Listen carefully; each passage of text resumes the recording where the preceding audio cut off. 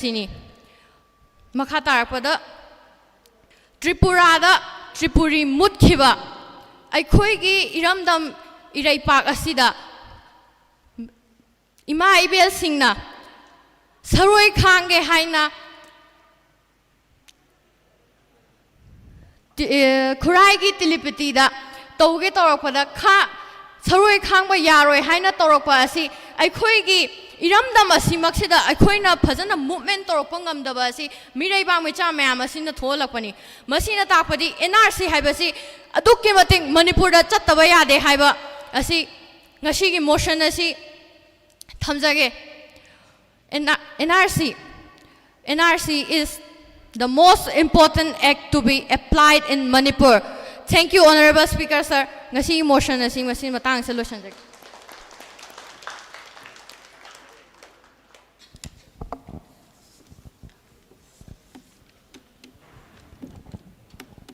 DBS kana tori ko yamna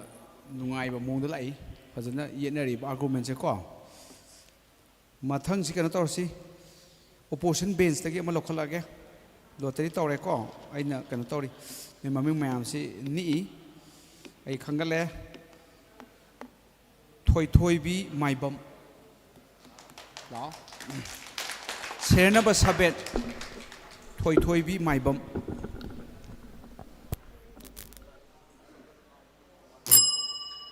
With the permissions of the Honorable Mr. Speaker, sir. Honorable Mubarnang the House to move to motion, NRC update Toba Katana Miraybak Micha Mitop Sing the Manipur Yellow Missing Bangangani. So, Mr. Speaker, sir, Nasiki supporter Ben Skachil now sing na NRC update Toba Hibase, Karino Hibase Fazana Munda Kambi Dramale. NRC update Toba Hibase 1951 or 1961, the base year Oraga only illegal immigrant non-Indian sing ado Manipuragi Kandok Pahibane. Makoy adu Kandok laga Manipur Yelhomi kan Mangangani Hibas the Yamna Langane.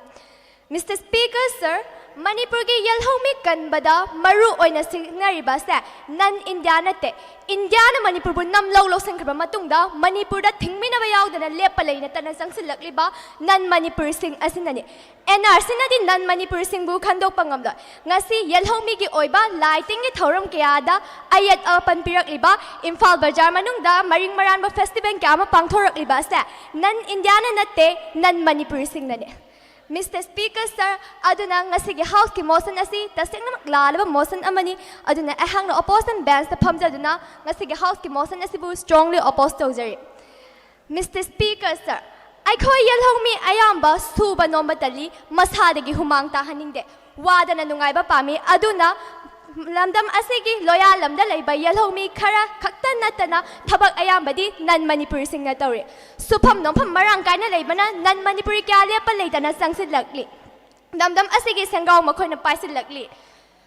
Line tatadan laptuna bas barat tarakun piraga changla kiban non-Manipur sing do selnya mama piraga flight tong duna chathok sa sin tawni. Masina su Manipur ki yelhomi mangtharak na bagi maram ama oy. NRC na din non-Manipur khanto pa ngamoy da bana ngasi NRC update tawba khakta na miribak micha mitop sing dagi Manipur yelhomi gangani haiba motion asi yamna lanba motion amani. Mr. Speaker, sir, ngasi supporters sing na NRC update taw sa ibada chayet nariba lamdam asda ILP chat narabasu mawong marinta na chat na bangamdaba selbu parba di pangyada yariba yaiton phungdo makaya amana yelhomi dagi mitop na hena lumna khalakpa makoy ge hena naksan na ba mari thamlakpa Manipur government asa India government loiba huiga pangkhak orapa Manipur government India government gi yakayang na chatpa asina sune masigi matik chaba khudam ama hairbada ngasi Manipur gi deputy CM asa Myanmar ma chama gi nupi na oriba sine. Mr. Speaker, sir, ngasi state government na masagi state ki favor da masagi yelhomi ganjan ba policy program kaya ma yat pangam da ba asigi ba government gi asoy ba kyas na Manipur gi yelhomi mangthak na ba gi maram ama oibani. Mr. Speaker, sir, supporter best na 3rd May 2023 dagi haurak liba irang asa illegal immigrants na thokhan bani soidan hire kani hoi chumi adubu asa taseng badi Manipur government na lengak pa hita badagi marik pidagi maijawbi olakhi bani tampak ta thokpa prabik mo kaya irang kaya amadi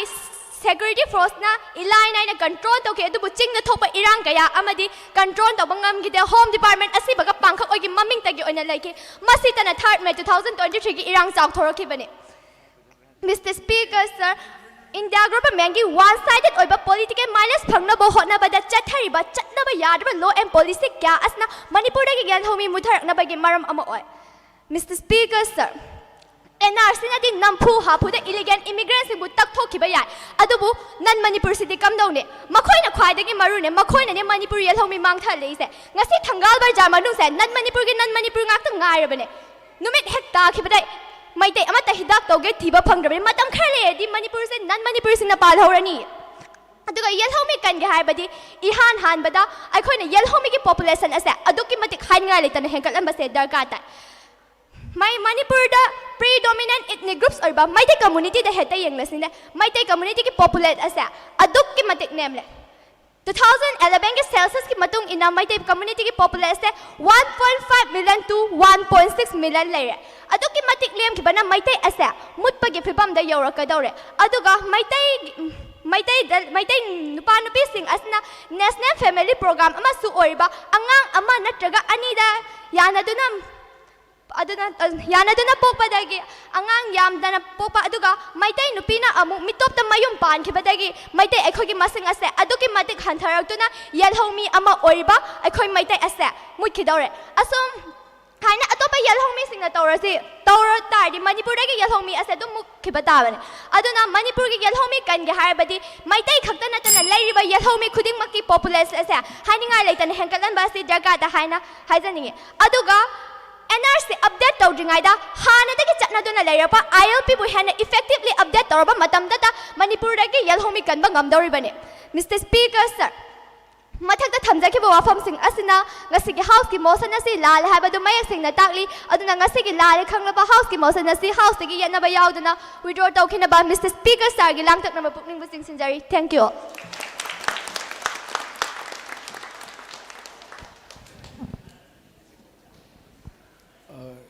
मरमरतने अखोगी मेंबरसिंगने याम फजब पोंग यावरगदी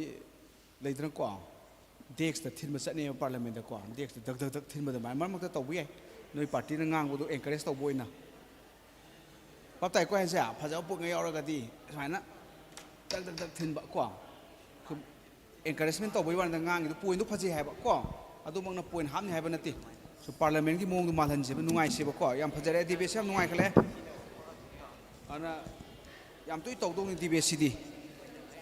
मथंगदा कनो तौरसी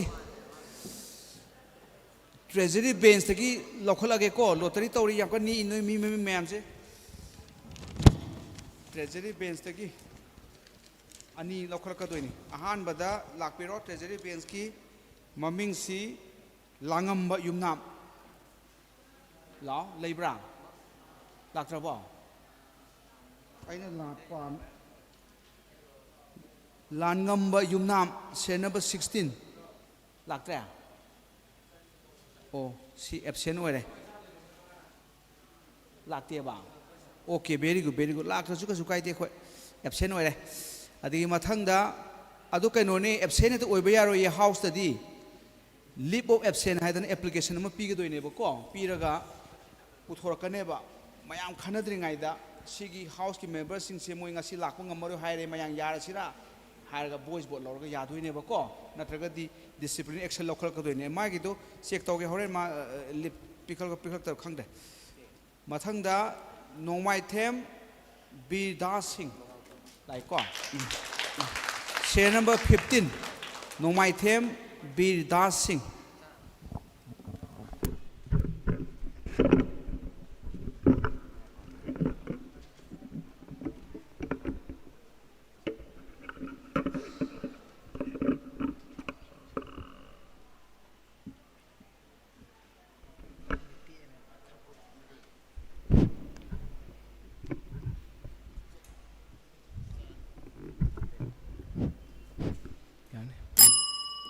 Honorable Speaker Sagai Bauzarga Ngasigi House ki floor da khana nena ba hadan pukat pirle ba motion NRC update tawba khaktana midai bak macha mitop sing dagi Manipur gelo mi sing kan bangam gani Honorable Speaker sa ngasigi House ki floor da pukalali ba motion asi asumba motion na mo bna with my heart and soul I strongly support to the motion of the House Mr. Speaker and ngasi House ki floor da pukalakpa motion na bu chumme hadan approve 1000 by relevance argument pun namag mathang manaw na thamjage Honorable Speaker sa ahan bada Manipur ngasi su sensitive hoiba issue amana laina amana Manipur da leiri प्रजा ma'am Singh से नादुना लेरी हैबसे ngasi पालेब लेंगाक सिना हेक हेक काउतोपगुम तवे मसिगी make लालब खुदम हैबबु इसादा cancer नारगा माइदा बाउदा थाजनबा अमदि लंबी सेंबा कोइलास थाबगी थबक पुने हेना लुमना लौसनबा सिसिंगसिना make लालब खुदम नि ओने speaker मथंग तारकपदा कोना तुंगदा NRC से update तहुदबा तारगदी कोना तुंगदा लाखदरबा येलहुमी सिंग असिदा मितो मियानचा सिंगना लहलबा अमदि युमदांग बना काइनाइबा हैबा पोसगदो इरमदम Manipur असिदा ngasi ngasi su तौरक लोय हनिगाय मफम लेते ओने speaker मसिगी मथंग तारकपदा illegal immigrant sing mayam ama iramdam manipur se changsilakpa na maram orakanda lepa laitana crisis amadi crime kaya ama lepa laitana thokalai khudam na harabada poppy plantation ki issue drug ki issue brother fencing ki issue amadi FMR ki issue na singba kaya amada iramdam manipur sida crisis lepa laitana thokalagli issue mayam sa government na thaiduna thamlaba matungda ngahang ki ona yana ba chatpa na ngasi di kang khong chai leba amo helakpada achouba mateng pangmani na loba ne speaker sa ningsing bayai akhoi haukiba megi tang ahum dagina 2023 fauba losin 2023 gi megi tang ahum dagina ngasi fauba losinba ngamdaduna kanglupani gi marakta thokliba irang asida akhoi more da satuna tampaki praja mayambu sokhan tampaki praja mayambu sokhan daba yade haduna more da satuna beli gi praja mayambu ngakhiba commando officer amagi khonjal ta ki ba loina yamba anna thawaina ponthapi ki ba loina village volunteers kaya amana masagi punsibu kathok ki basing ase kona tunglam chat ki manipur da amuk hana thokaloi habaki amata ngar bu paidi NRC update tawbasino oigani onai speaker sa मथंग तारकपदा करिगुंबा NRC से update तहुदब तारगदी लिरमदम मणिपुर असिदा मिकोक थिबा सेंसस ngasi su थेंगनरिबा सोशल ऑर्गेनाइजेशन कया amana लाउरिबा सेंसस थ्रीदिंग आई ममांग NRC अपडेट तवा से तंगाइ मा फदे मरमदि सेंसस थीख्रबा मतुंगददी ngasi अकोइना खुदम निंगसिंग जरबदा बिहार दा पांगथोकिबा सेंसस थीबदा SIR पांदुन इलीगल इमिग्रेंट नमदि फॉरेनर्स कया अमा डिपोर्ट तौगिनी हाइबि तारगसु सब चाबा बिहार दा SIR पांदुना सेंसस थीरबा मतुंगदा सब चाबा फॉरेनर्स कया अमा डिपोर्ट तौकिबगी खुदम अमता लेते मसिना मेक लाल खुदम ने स्पीकर सा अमदन मदुना मणिपुर ngasi NRC तौ सेंसस थीदिंग ममांग दा NRC तौहुबसी तांग फदे मरमदि कोना तुंगदा मणिपुर दा डिलिमिटेशन की थबक से पांगथोरकपा मतमदा मणिपुर की तंपाकता लेगदोरिबा मीगी मसिंगदगी चिंगदा लेबा मीगी मसिंग हेने मसिगी मेघलाला भाई खुदम भाई को 1960 के 9 दा चुचामपुर की रेकॉर्ड की मतुंग अपुनबा चुचामपुर तारिबा विलेज मसिंग असे ओने स्पीकर सा विलेज मसिंग असे अराउंड 286 ने ओने स्पीकर सा अदुबो 2023 की रेकॉर्ड की मतुंग इना चुचामपुर ngasi phawba ta aduna leriba village masing asi 864 ne oने speaker सा on the other hand kangpokpida mungengse kangpokpida 1960 के 9 की मतुंग इना kangpokpida leriba village masing ase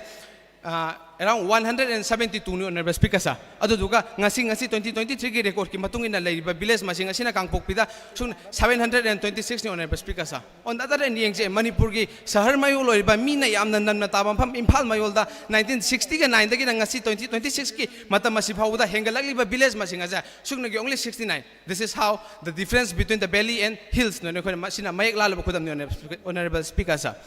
Thamjaning wafam di hengatpam thokpa natural growth of population ki masing dagi hen artificial growth of population ki masing ne hen hengalakpasina maram oreba matungda Manipur da laigadoriba yelhong mising asigi haksing ase kona tunglam chatki lambi da yenglaklaba matungda yelhong mising asigi haksing ase mangsilagle maram aduna ngasigi Manipur praja mayam mising asina punna apunba Manipur gi damak kona lag hogadoriba yelhong mising asigi damak lambi ama semba tangai phade amadi hariba NRC ase update torolaba matamda khaktamak mito miancha singna mito mya se singna Manipur gi yelhong mising kanbang gamgani loina na NRC update toroba matungda foreigners ek ki matungina iramda Manipur sida illegal immigrant on jangsi lagliba myo sing asidu foreigners ek ki matungina deport tawbiba loina na political prospectus ki matungina iramdam asigi yelhongmi aseng mane haiba myo sing asibo ID card issue tawbiraba matamdu khaktamak NRC na update tawbiraba matamdu khaktamak Manipur gi leiraba yelhongmi sing asigi tunglam chat ki lambi kanwa ngamuni maram aduna motion asi asumba motion namni one speaker sa असुम motion house की floor pass तौबीना honourable speaker की पुनिंग जिंजरी लोइना लोइना house की mover move तब काउपीरम तारगसु मूवर की मेंबर हाउस की फ्लोर मूव तौजरी लोइना लोइना ओपोजर की फान फंबी इसिलाव मैम अरानब कुपनब मथंग मथंग मथंग सिजनरप मैम मैम फजख्रब NRC अपडेट तब है मनपुर चथरब येलौ मिसिंग पुंसी कनगदौसे मैम लान उहले ऑनरेबल स्पीकर लम्हुई की ताता नोंसाना चटपोगनी ऑनरेबल स्पीकर मरम हाउस की फ्लोर असुब मोशन पास तौबीना ऑनरेबल स्पीकर की पुनिंग जिंजरी thank you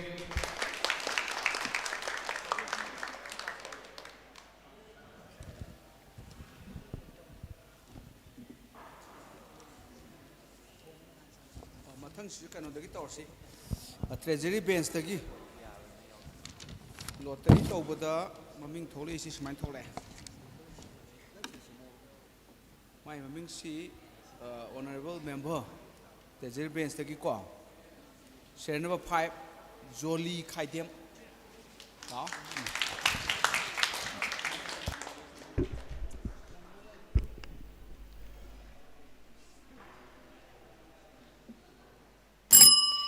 Speaker Sir, ngasi House masala sida kanariba Manipur NRC update tauba khatana nan Manipur singdagi Manipur yellow missing kalmangam guni habisi tasinama chumba apam oibena I strongly support tauzari I hanbada powerful proba amahana haijage a tree without root cannot stand iram damasida laiba yellow missing ase Manipur gi root ni root sing ase weaken oibatarbadi no manataga no madi society loinama ase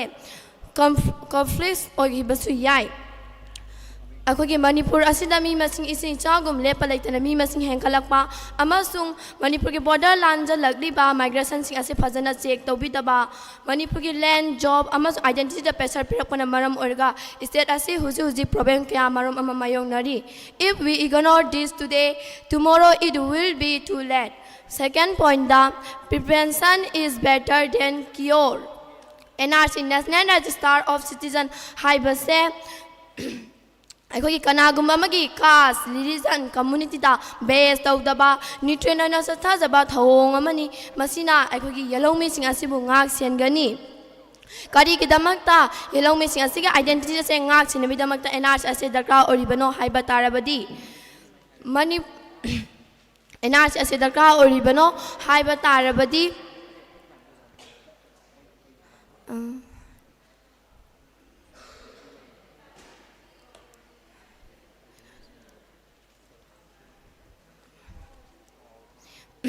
NRC से दरकार ओरिबनो हाइबा तारबदी अखोगी state असी rich story लेबा culture लेजबा language लेजबा अमसुंग मसागी टॉप टॉप ट्रेडिशन लेजबा स्टेट अमनी तविगम सुंग माइग्रेशन सिंग असे फजना कंट्रोल तौबीदबना मरम ओरगा मसिगे सक्तम असे तपना मराय साइथरगली अहुम सुबा पॉइंट दा when a small stream keep flowing into the river one day it changes its course NRC update taudaba asina akogi iramdam asigi yellow missing ase masama ki maramdam asida missing khwai tagi yamdaba kanglup ama oihobasu yai amasung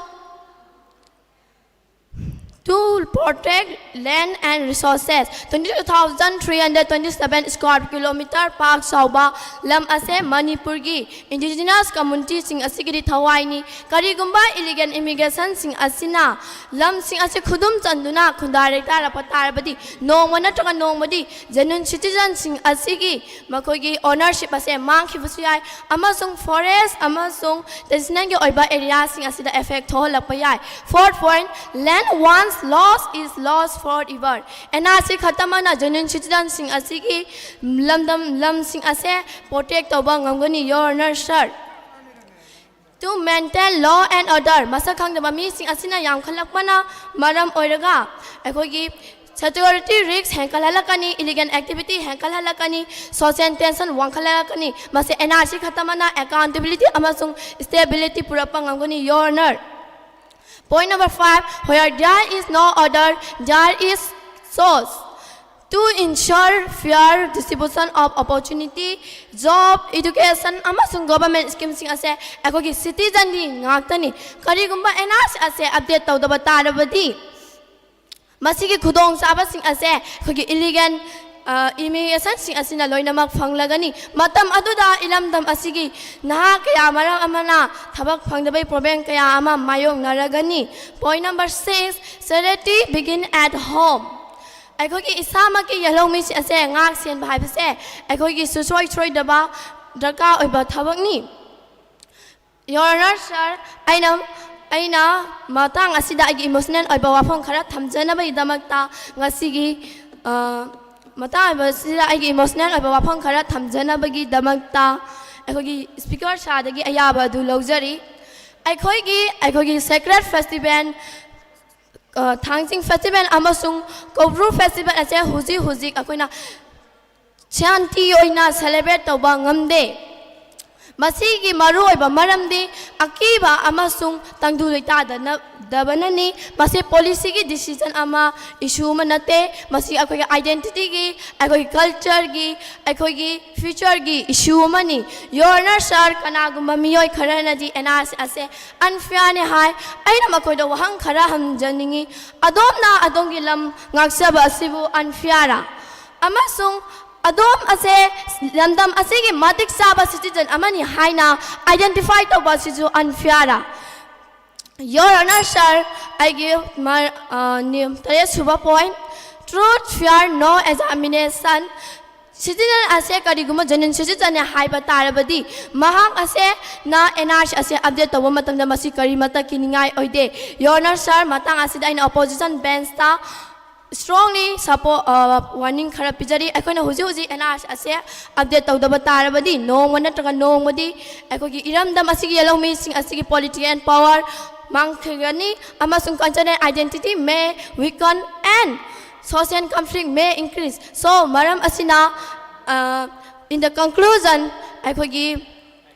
Speaker sir, after Speaker sir, NRC not about division, it is about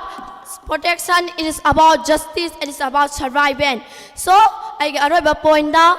better to light a candle is not just, is not curse the darkness. NRC asina lighted candle amagumna, Manipur ki yellow miss asinga singani, Maramasina in a mamana tamsaki points asi loina machumana maram oiga. For Speaker Shagi Puning Shinshambiduna, Masi House asida in a tamsadiba, Mosarati pastor behind Hijari. Thank you.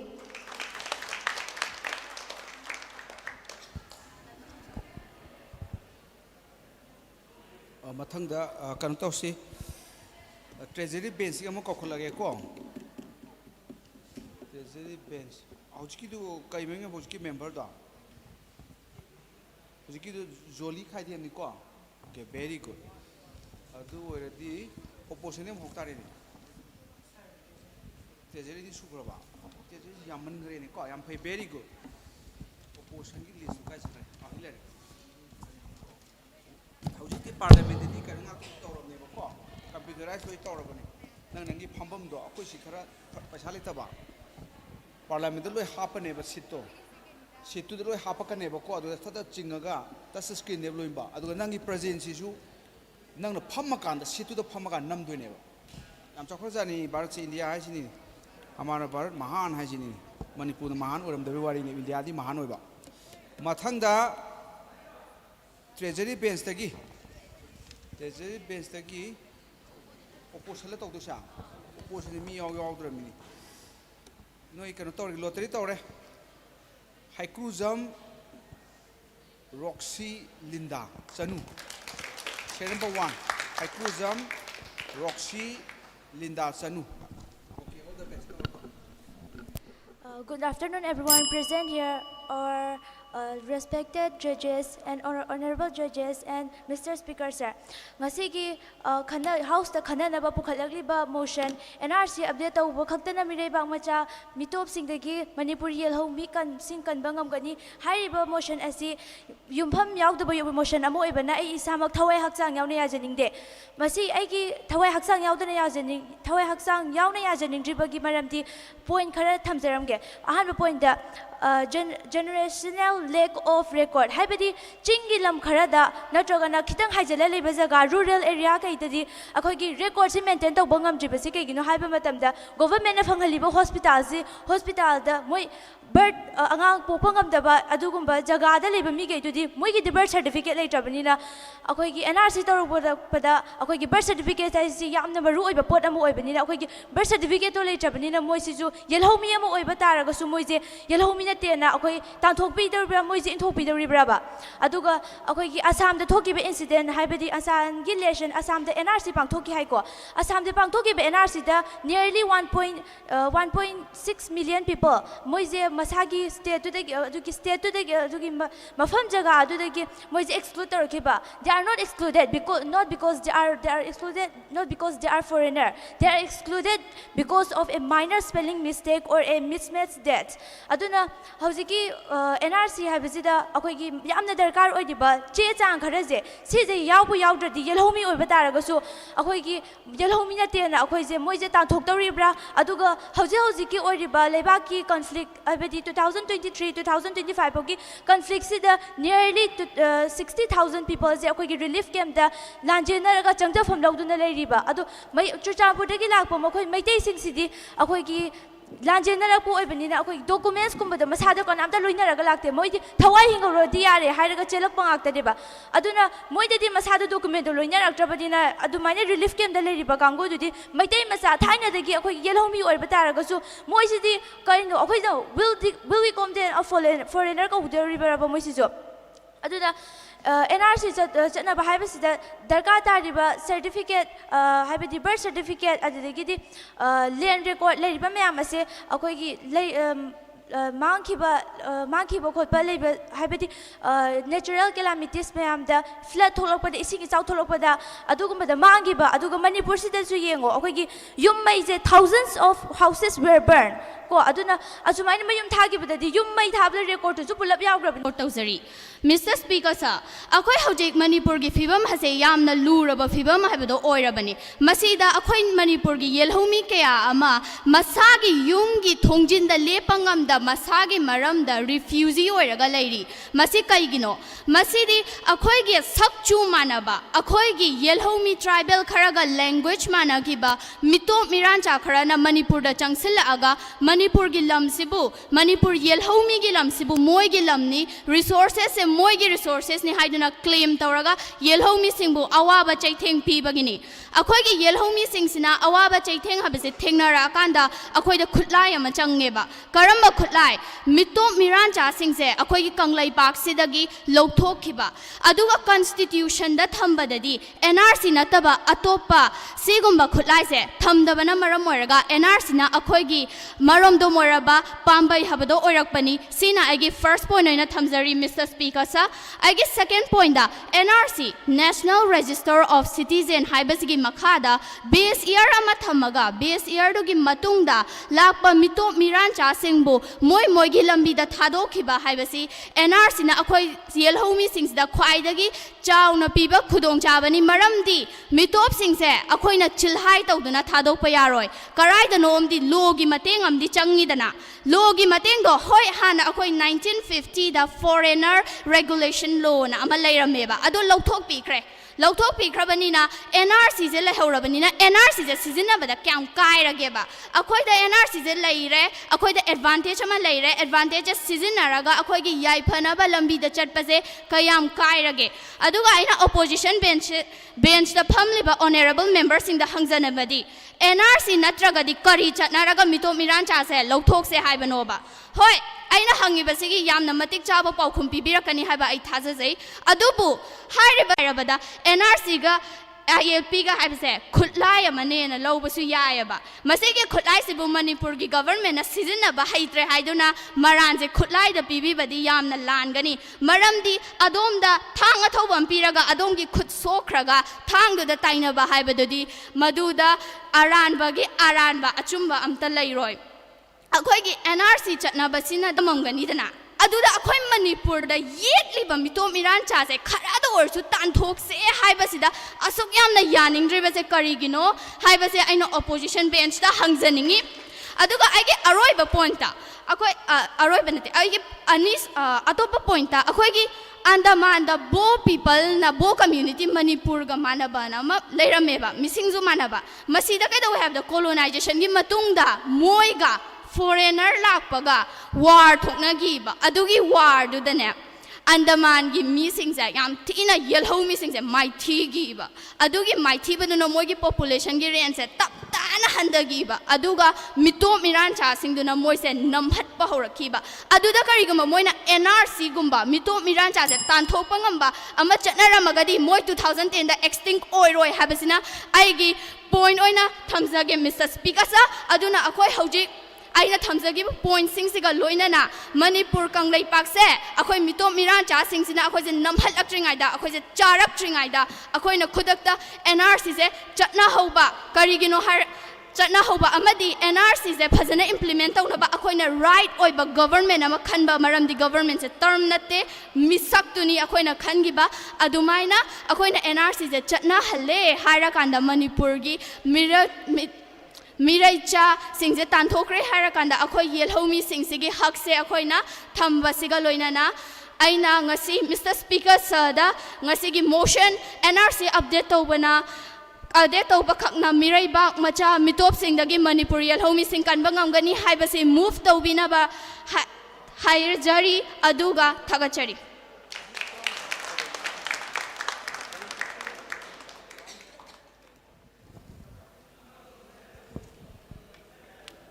मथंग सिजु कनोदगी treasury bench तगी member हम कोक्थोकचरगे member सिगी ममिंग ना सेर number 17 को baby काइनसबो baby मोइनम हायराबा मोइनम very good लाओ baby मोइनम सेर number 17. Good afternoon, everyone. Ngasigi topic NRC update tauba khaktana mireibak macha mitop singdagi Manipurigi yelhomi sing kanba ngamgani haiba motion ase I strongly support. NRC habase is a list mean that to identify legal citizen and illegal immigration. NRC update tauba habase खुदलाय मने मसे मणिपुर मचा मणिपुर यलहोमी की मियोई सिंग से सिदगी अतोपा मणिपुर की मचा नतबा foreigner सिंग से खंदोकपगी ख्वाइदगी base खुदलाय मने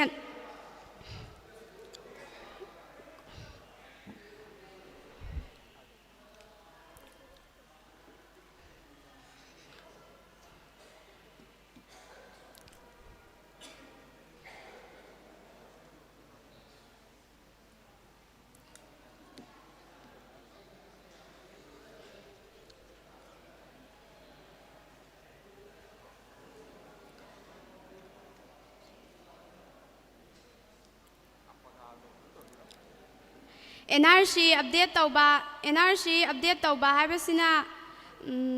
NRC update tauba habasina mireibak micha sing khandokpagi mireibak macha sing khandokpagi khwaidigi best upay mane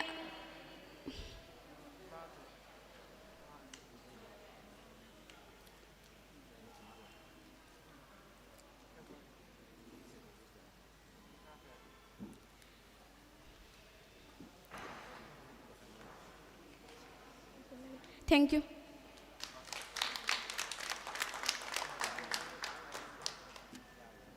मरक्ता काउथोकदी याम लाइबा टेक्निक लैये सैरेंगुम थिजन दौबो अखोय पार्लियामेंट दसु अखोय याम थीरिदना को पार्लियामेंट जु सैरेंग थिबे एमपी याम लैरेबो को अमाइना सैरेंग अमा एनआरसी गा मै लेनबा सैरेंग अम थियर लोरे नत्रो अमाइना मतम तो अदु थीरिंगाइ दु अमुनि सिंग अनि सु फागे तौबनिदा मथंग सिना opposition bench tagi member mo kokthok sarake ser number 8 magi maming sina Yengkhom Olivia Sanu lao Olivia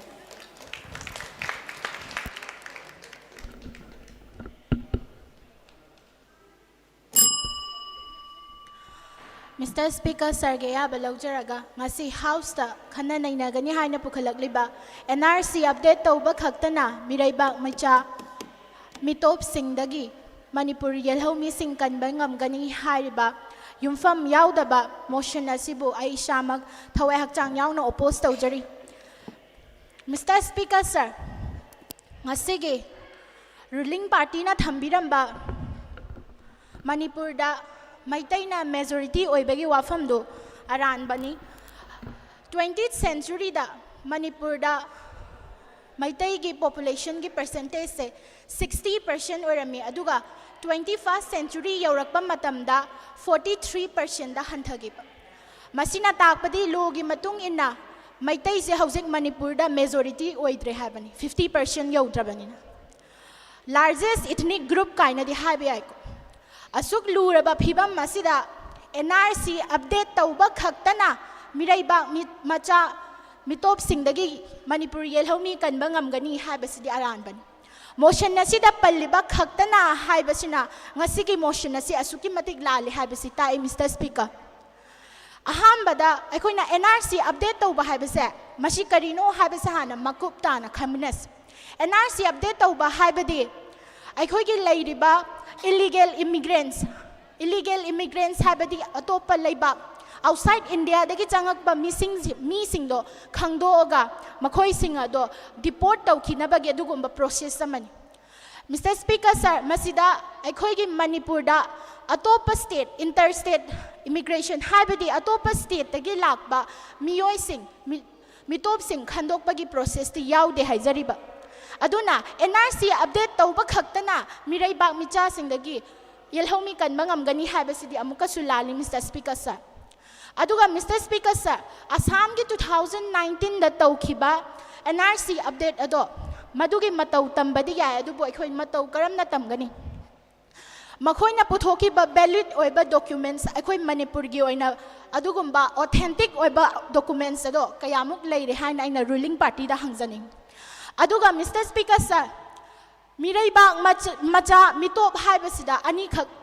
thokna nainasi ahambadana interstate immigration habadi state amadagi state amada lakpa immigration Manipur gi mapandagi changlakpa mitop masi singa sina ikhoi Manipur asida kamaina lakhibano cheap laborers habadi achau contractors singsna labor aikoigi thabak subinaba paisa changdana cheap laborers ki mongda pusilakiba mirai cha singdo haujikti fura dalan sadana property leidana leire Mr. Speaker, sir aduga ani subada atopa laibak habadi outside India dagi lakpa mirai cha sing samna hairabada handaki thokiba irang asi ayambana adugum laba mirai cha sing na thoan mani habada achum akakninga yauroi Mr. Speaker, sir kuki furup asiga masak sakchu manaba adagi maming yumnak thawba manaba Myanmar da yam lei hairiba masina birth certificate lauthoga adagi Aadhaar phaulam namam mani khali Mr. Speaker, sir masina asuk laina leiba ngambagi maram se state government na haijaning 2003 dagina 2023 phawbagi masigi Google report ki matungina kai haige haikanda Myanmar dagi lakh kun manga hena mi se chenthokhi hai masi Bangladesh rom dadi changba thingmana maram oiraga north eastern state ta changsin duna leiramgani haibagi asmaina panari haibasi changsin le haibagi report su ka ga ma leire overnight haibadi ahing amada khun lising ama hena taraga leiramba adagi hairiba missing mayamasi adagi population 2011 ki census sa thokiba irang hairiba mayamasi na mitop si changsin duna leire haibasi masuta Mr. Speaker, sir aduga ai mathang da lakchaning bada yelhomi sing se kamaina kanduino yelhomi se akoi hairiba yelhomi se kana no hai kanda chahi lising ani hen bagi puwari leiba maitai haiba furup masima leire aduga atopa maitai pangal amadi chingi chilinau hana digi hauna leiminarak laba nagada kabui tangkhul ladai kuki hairiba masida akakna ba furup khara mokhoi sing sibu khoina yelhomi haina khangna gani hairiba yelhomi sing se Mr. Speaker Housing endangered or species ne hai phau ba hai bayar करीगुम्बा सांगा उजेक उया ओइरम तारगदी आयुष्यन ना endanger नि हेक लाउथोखिबगा conservation की steps हाइबदी मुतखिदनबा steps कया पाइखतपा हौबा याबा मतम ओइरे हाइजब Tarim अदुबो हौजिक लैरिबा मणिपुरदा लैरिबा नहासिंगसिददि मी पाइबा पोकपा उदे अदुगा mister speaker sir NRC update तौबा खक्तना मिरैबाक मिचा मिसिंगदगी मणिपुर येलहोमी सिंगसे कनबा ngमोइदौबो ओइरि कमाइना कन्दुइन हाइ कांदा लैंगाकपा सिंगसिना बोट बेंग ओइना थमजिल्लिबा इलीगल ओइबा इमिग्रेंट सिंगसे मसक खंगदोगा मसी खुदकता लेपा मा दरकार ताइ सेंटर ना तौरकपा एनआरसी गाइबगी महुत्ता स्टेट लैंगाकना मसागी पावर पुथोक्तुना सिजनरबा मतुंगदा मधु खक्तदा ngमगनी हाइबा सि थमजरगा ngasiगी मोशन असि अरानबदा युमफम ओइबा दुगुमा मोशन अमा ओइबना मिस्टर स्पीकर सरना हाउस असिदगी विथड्रॉ तौबिखिनबा निंगसिंगजरी थैंक यू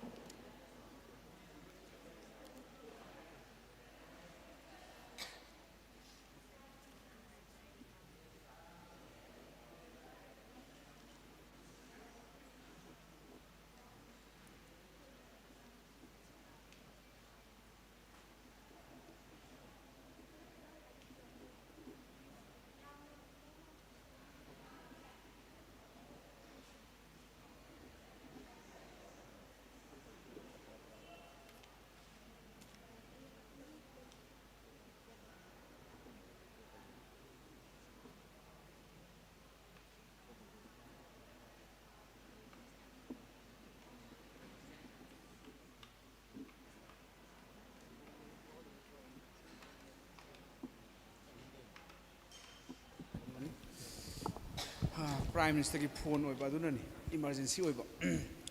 मथंग द कना तौरसी ट्रेजरी दी लखुलासी को हुजिकी ओपोजिशन तो गांगदा वेरी गुड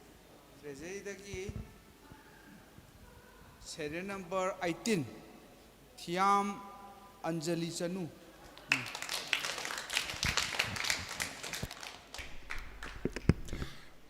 अहानबा मक्तदा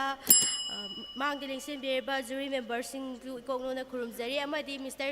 स्पीकर सरबुसु इकोंगलोना खुरुमजरी ngasi motion NRC update tauba khaktana mirai bang macha mitop singdagi manipuri yelhomi sing kan bangamgani haiba si isamak supporter ama oina yaningi masigi maramdi manipurda NRC sanaba asina mitop myangsa singdagi mai haurol lagi lerakpa mioi sing asibu tek ta gaidana amadi angi I think an busoi ki gadage kai haina kibagi sanabi asi legani amadi NRC update tauba asida aina hena mot pining badi amdi NRC akhoi Manipur gi border da laiba singi akhoi gi illegals immigrants singu immigrant identity proof tau nabagi maram yamna chauba ama ohali NRC da akhoina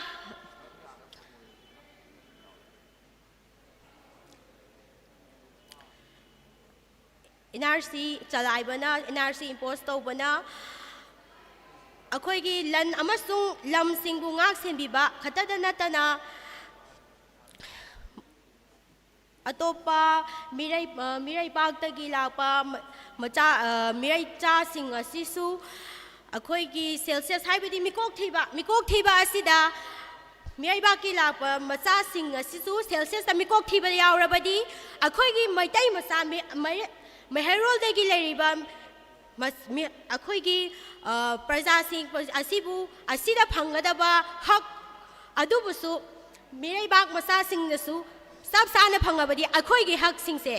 ꯆꯞ ꯃꯥꯟꯅꯅ ꯐꯪꯉꯕ ꯃꯇꯝꯗ ꯑꯩꯈꯣꯏꯒꯤ ꯐꯪꯒꯗꯕꯁꯨ ꯃꯣꯏꯗ ꯐꯪꯉꯕꯗꯤ ꯃꯣꯏꯅ identification proof ꯂꯩꯇꯅ ꯑꯩꯈꯣꯏꯒꯤ ꯍꯛꯁꯨ ꯃꯣꯏꯅ ꯐꯪꯉꯕꯗꯤ ꯑꯩꯈꯣꯏꯒꯤ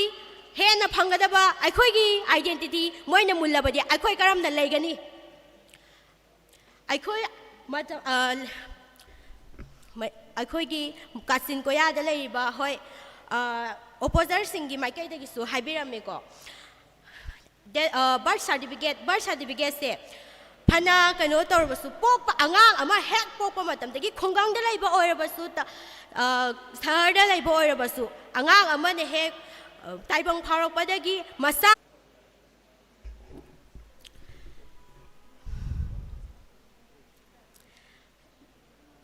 state government NRC asi impose tauba matamda ko akhoi states ki government singsina akhoi Manipur da Manipuri gi border da laiba mayam haidi Manipur gi borders lagi oina kaino tawna Aadhaar card adagi ate extra si mayam se akhoi saktak ama oina lairibani adubu sigi posting se yaudana Manipur da sangba ngamoy haibase ai Mr. Speaker hai hazaningi aduga masi haraga ai luksi sai thank you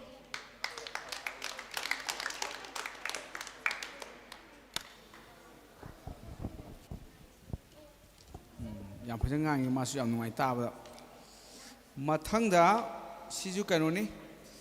treasury bench tagi my maming si honorable members my maming si ifam Rizwana ena pabda lan su ek so kom nu yare ko say number 13 ifam Rizwana.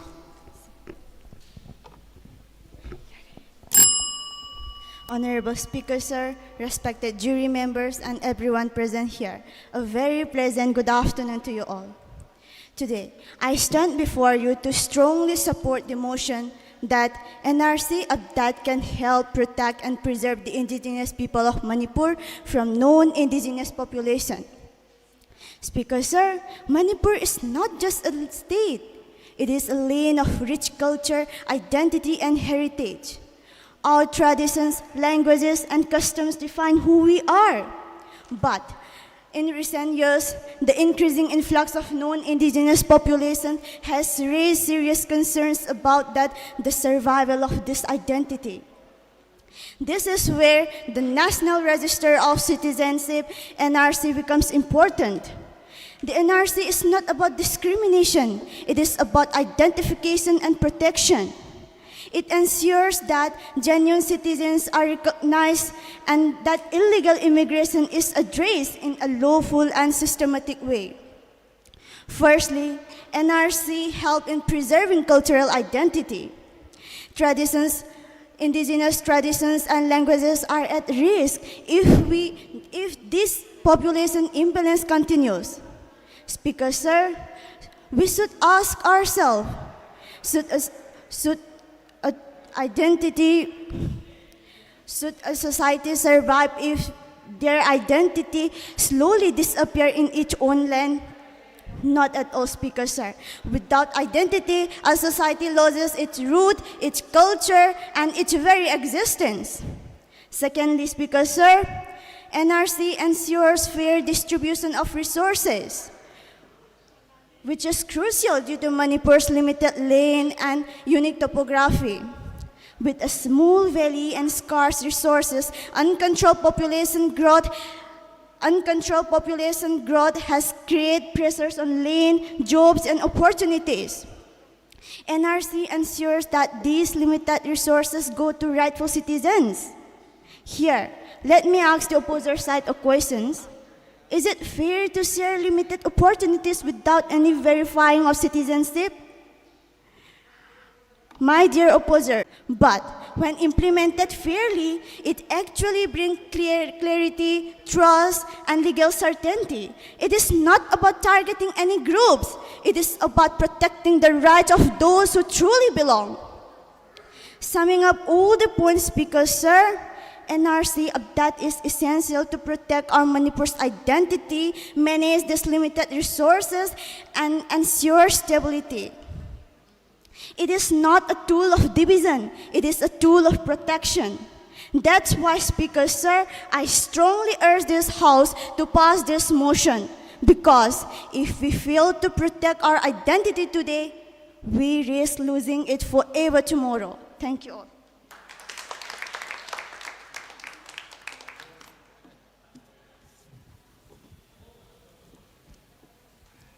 Opposition bench tagi ko ikaw tok ge member ma magi maming si sen number 12 no sen number 2 honorable members maming kai ko ge da athokpam Sanatombi Sanu lao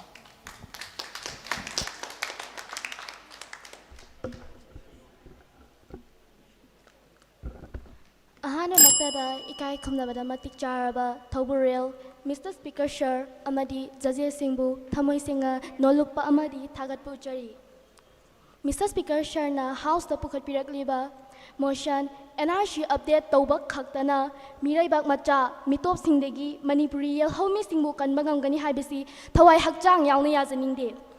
Mr. Speaker Sir Degi Ayaba Lojaraga Mosanasi Matanga Wafong Kartan Tamjage Ngasai supporter na question mayam hangbige aisu question amatang hangjage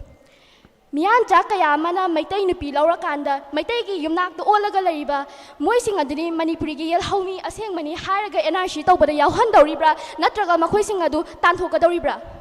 masiana khumbiyo NRC haibese kaino phajana khangbi dramale NRC tawbada documents mayam ama change haibesisu munna khanbiyo Supporters are like a marup amana hagi bada birth certificate loi laini hai som ki birth certificate lai bro isada birth certificate isa da hoji lai biri bra birth certificate to matam jo kuina changni hai atopa NRC na tabagi thi bada birth certificate thi bada ne hena kuina changni register birth certificate tan thok bada ne hena kui changni ko matam do adugi so mathakta hoji Manipur ase Manipur administration confirm jete ethnic ki oiba conflict ama chatharak ba sina maram oiraga makeni baki miyoi pumna makeni ki miyoi anamana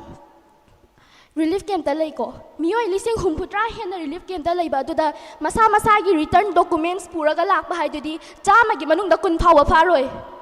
documents ing adu yaldana NRC kamaina tawdoino Documents in the Yaldane NRC Kamai Toldono, Makoidudi, Masagi Mangjaba Adum, Manipuri, Homi or Nu Haimanatara. Amaronda, Asamgi NRC implement Gimatamda, Documentski, Awatpa Legibana Maram Oraga, Makoi, Documentski, Awatpa Legibana Maram Oraga, Asing by Yelhomi Dopawaki, Mr. Speaker Sir. Amadi successfully implement Obangankide. Haibedi, Asamgi Mio Punna, 3.3 crore labor at the 90 lakhs, the Asamgi citizen Oidabataki. Hoi, 90 lakhs adu da illegal immigrants su yarom kani adubu Assamgi citizen aseng badusu masing thingam dana yauki 1951 1961 da thalraga documents sing adu thibu haibese yamna line oithoktraba wafamni government sa thibada phawa machit amatang phangaga tok toraba documents sing ado aikhoina thirubada phangdauba leite oisu oithoi Assam NRC attempt already Manipur should NRC attempt aldone. Madu Haibiki Bakanda Wakal Kanda Bibakaidoge. Assam NRC attempt to Gimatan that dating 1951 the Tobaya Traduna 1971 the home key. 1971 the home of Haubada successfully implement Tobangam Kide. Assam administration Gayang Narobadi Manipur administration Yam fragile or administration of money. Masigi fragile of administration jida NRC do Taurabadi Tokai Tabasi Masana Tabani, Mr. Speaker Sir. Political parties in Masagi, both Masing Yam, the Fanglabay NRCC, Kolayo in the Sisnarakani, Hoi, Makoigi, corruption Taubada, Nungainaba Madi, Miribak Tagi, Mito Chang Pada Hina Kudung Jaba Pina by NRC Tobani Haibidi Yai, Adubu, Manipuri, Homi Singbu, Kanabani Haibidi Heisening Day. Manipuri Yelhomi kan ba haibese Yelhomi singe marakta apun ba gi saktam fair governance amadi chakut ba laira kan da dangam gadabane isagi culture amadi identity kan ba haibese isagi puwari khanga kan da dangam gadabane tokai tahan bana yaroi Mr. Speaker Sir maram ꯍꯥꯏꯖꯈꯤꯕ ꯃꯔꯝꯁꯤꯡ ꯑꯁꯤꯅ ꯃꯔꯝ ꯑꯣꯏꯔꯒ NRC update ꯇꯧꯕ NRC update ꯇꯧꯕ ꯈꯛꯇꯅ ꯃꯤꯔꯩꯕꯥꯛ ꯃꯆꯥ ꯃꯤꯇꯣꯞꯁꯤꯡꯗꯒꯤ ꯃꯅꯤꯄꯨꯔꯤ ꯌꯦꯜꯍꯧꯃꯤꯁꯤꯡꯕꯨ ꯀꯟꯕ ꯉꯝꯒꯅꯤ ꯍꯥꯏꯕꯁꯤ ꯌꯨꯝꯐꯝ ꯌꯥꯎꯗ꯭ꯔꯕ ꯋꯥꯐꯝꯅꯤ ꯃꯔꯝ ꯑꯗꯨꯅ ꯃꯁꯤꯒꯤ ꯃꯣꯁꯟ ꯑꯁꯤ ꯍꯥꯎꯁꯇꯒꯤ ꯋꯤꯗ꯭ꯔꯣ ꯇꯧꯕꯤꯌꯨ ꯍꯥꯏꯗꯨꯅ ꯃꯤꯁꯇꯔ ꯁ꯭ꯄꯤꯀꯔ ꯁꯥꯔꯗ ꯅꯣꯜꯂꯨꯛꯅ ꯈꯪꯍꯟꯖꯔꯤ ꯊꯥꯒꯠꯆꯔꯤ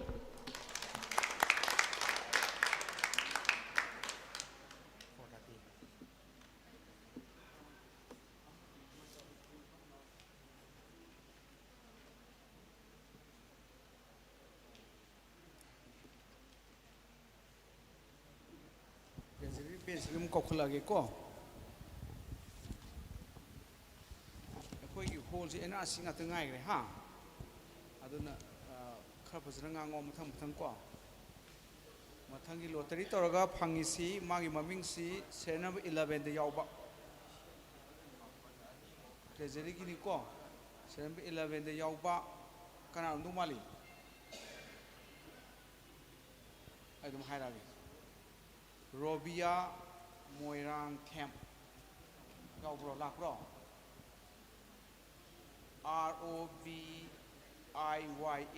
ꯃꯣꯏꯔꯥꯡꯊꯦꯝ ꯂꯥꯛꯄ꯭ꯔꯣ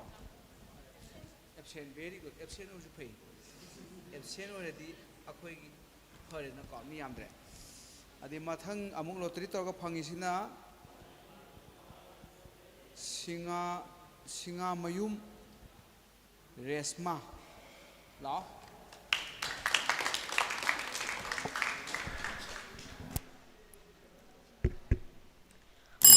ꯑꯍꯥꯟꯕꯃꯛꯇꯗ ꯁ꯭ꯄꯤꯀꯔ ꯁꯥꯔ ꯁ꯭ꯄꯤꯀꯔ ꯑꯃꯗꯤ ꯖꯨꯔꯤ ꯃꯦꯝꯕꯔꯁꯤꯡꯕꯨ ꯏꯀꯣꯛꯅꯧꯅ ꯈꯨꯔꯨꯝꯖꯔꯤ ꯂꯣꯏꯅꯅ ꯃꯌꯥꯝ ꯃꯦꯝꯕꯔꯁꯤꯡ ꯐꯝꯕꯤꯔꯤꯕꯁꯨ ꯏꯀꯥꯏ ꯈꯨꯝꯅꯕ ꯎꯠꯆꯔꯤ ꯉꯁꯤꯒꯤ ꯃꯣꯁꯟ ꯑꯁꯤꯗ ꯄꯨꯈꯠꯂꯤꯕ NRC ꯑꯞꯗꯦꯠ ꯇꯧꯕ ꯈꯛꯇꯅ ꯃꯤꯔꯩꯕꯥꯛ ꯃꯆꯥ ꯃꯤꯇꯣꯞꯁꯤꯡꯗꯒꯤ ꯃꯅꯤꯄꯨꯔꯤ ꯌꯦꯜꯍꯧꯃꯤꯁꯤꯡ ꯀꯟꯕ ꯉꯝꯒꯅꯤ ꯍꯥꯏꯕꯁꯤ ꯑꯩ ꯏꯁꯥ ꯊꯋꯥꯏꯃꯛ ꯌꯥꯎꯅ ꯁꯄꯣꯔꯠ ꯇꯧꯖꯔꯤ ꯃꯔꯝꯗꯤ ꯍꯧꯈꯤꯕ ꯃꯦ ꯇꯥꯡ 3ꯗꯒꯤ ꯍꯧꯈꯤꯕ ꯂꯥꯟ ꯀꯨꯀꯤꯒ ꯑꯗꯨꯅ ꯍꯧꯖꯤꯛ ꯐꯥꯎꯕꯗ ꯗꯤꯁꯄ꯭ꯂꯦꯁꯃꯦꯟ ꯄꯤꯄꯜ ꯃꯌꯥꯝ ꯂꯩꯔꯤ ꯁꯤꯅ ꯍꯧꯖꯤꯛ ꯃꯌꯨꯝꯗ ꯍꯟꯖꯤꯟꯕ ꯉꯝꯗꯗꯅ ꯂꯩꯔꯤꯕꯁꯤꯅ ꯈꯝ ꯊꯦꯡꯅ ꯋꯥꯔꯒ ꯍꯧꯖꯤꯛꯁꯨ ꯂꯩꯔꯤ ꯆꯥꯅꯕ ꯊꯛꯅꯕ ꯋꯥꯕ ꯑꯃꯗꯤ ꯒꯣꯚꯔꯟꯃꯦꯟꯠꯅ ꯌꯦꯡꯁꯜꯂꯦ ꯍꯥꯏꯁꯨ ꯀꯌꯥꯝꯕꯨꯗꯤ ꯌꯦꯡꯁꯟꯒꯅꯤ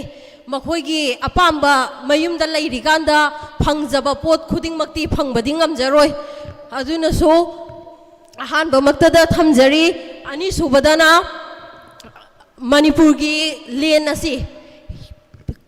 ꯁ꯭ꯄꯦꯁꯤꯐꯤꯛ ꯑꯣꯏꯕ ꯑꯀꯛꯅꯕ ꯂꯦꯟ ꯑꯃꯈꯛꯇꯅꯤ ꯁꯤꯗ ꯃꯤꯔꯩꯕꯥꯛꯇꯒꯤ ꯆꯪꯁꯤꯜꯂꯛꯄ ꯍꯥꯏꯕꯁꯦ ꯔꯤꯁꯣꯔꯁꯁꯦ ꯑꯩꯈꯣꯏ ꯏꯔꯩꯕꯥꯛꯇ ꯂꯩꯖꯕ ꯃꯤꯑꯣꯏꯕꯁꯤꯡ ꯃꯤ ꯃꯈꯩꯅ ꯐꯪꯖꯒꯗꯕꯁꯤꯡꯗꯣ ꯃꯈꯣꯏꯗꯁꯨ ꯔꯤꯁꯣꯔꯁꯁꯦ ꯁꯤꯌꯥꯔ ꯇꯧꯔꯛꯇꯣꯏꯅꯤ ꯁꯤꯌꯥꯔ ꯇꯧꯔꯛꯄ ꯇꯥꯔꯗꯤ ꯑꯩꯈꯣꯏ ꯃꯌꯥꯝꯁꯦ ꯃꯤꯔꯩꯕꯥꯛꯇꯒꯤ ꯃꯆꯥꯁꯤꯡꯁꯤꯅ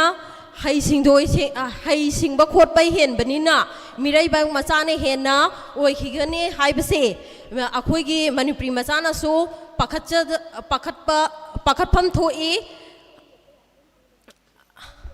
ꯑꯃꯗꯤ ꯔꯤꯁꯣꯔꯁ ꯖꯣꯕꯇ ꯍꯥꯏꯔꯒꯁꯨ ꯑꯩꯈꯣꯏ ꯖꯣꯕꯇꯁꯨ ꯀ꯭ꯔꯥꯎꯗꯦꯗ ꯄꯤꯄꯜ ꯑꯣꯏꯔꯛꯄꯩ ꯃꯇꯨꯡ ꯏꯟꯅ ꯖꯣꯕꯇꯁꯨ ꯑꯣꯄꯣꯔꯆꯨꯅꯤꯇꯤꯁꯤ ꯃꯈꯣꯏꯗꯁꯨ ꯍꯦꯟꯅ ꯍꯧꯖꯤꯛ ꯀꯨꯀꯤꯒ ꯃꯩꯇꯩꯒ ꯇꯧꯅꯔꯤꯕ ꯃꯔꯛꯁꯤꯗ ꯀꯨꯀꯤ ꯃꯩꯇꯩꯒ ꯇꯧꯔꯤꯕ ꯄꯣꯄꯨꯂꯦꯁꯟꯁꯦ ꯍꯥꯟꯅꯗꯤ 50 to 55% ꯃꯩꯇꯩꯅ ꯑꯣꯏꯔ ꯂꯩꯔꯝꯕꯅꯤ ꯀꯨꯀꯤꯒ ꯍꯧꯖꯤꯛꯇꯤ 이퀴valent ꯑꯣꯏꯕꯒꯨꯝꯅ ꯑꯣꯏꯔꯛꯂꯦ ꯑꯗꯨ ꯆꯤꯡꯒꯤ ꯃꯐꯝ ꯈꯨꯗꯤꯡꯃꯛꯇ ꯑꯩꯈꯣꯏꯅ ꯍꯧꯖꯤꯛꯁꯤ ꯐ꯭ꯔꯤ ꯑꯣꯏꯅ ꯃꯨꯚꯃꯦꯟ ꯇꯧꯕ ꯉꯝꯗꯕ ꯏꯁꯥꯒꯤ ꯏꯔꯩꯕꯥꯛꯃꯛꯇꯗ ꯍꯥꯏꯕꯁꯤ ꯏꯀꯥꯏ ꯈꯨꯝꯅꯅꯕ ꯏꯀꯥꯏꯅꯕ ꯃꯆꯥꯛ ꯑꯃꯅꯤ ꯒꯣꯚꯔꯟꯃꯦꯟꯠꯅꯁꯨ NRC ꯆꯠꯅꯍꯟꯕ ꯇꯥꯔꯕꯗꯤ ꯑꯩꯈꯣꯏ ꯏꯔꯩꯕꯥꯛ ꯃꯆꯥꯁꯤꯡꯁꯦ ꯃꯐꯝ ꯈꯨꯗꯤꯡꯃꯛꯇ ꯏꯂꯤꯒꯦꯜ ꯏꯃꯤꯒ꯭ꯔꯦꯟ ꯃꯈꯩꯗꯨ ꯂꯧꯊꯣꯛꯈꯤꯕ ꯇꯥꯔꯗꯤ ꯑꯩꯈꯣꯏ ꯐ꯭ꯔꯤꯂꯤ ꯃꯨꯚꯃꯦꯟ ꯇꯧꯕ ꯉꯝꯒꯅꯤ ꯍꯥꯏꯕꯁꯤ ꯑꯃꯁꯨ ꯊꯝꯖꯒꯦ ꯑꯅꯤꯁꯨꯕ ꯄꯣꯏꯟꯠꯇ ꯑꯍꯨꯝꯁꯨꯕ ꯄꯣꯏꯟꯠꯇ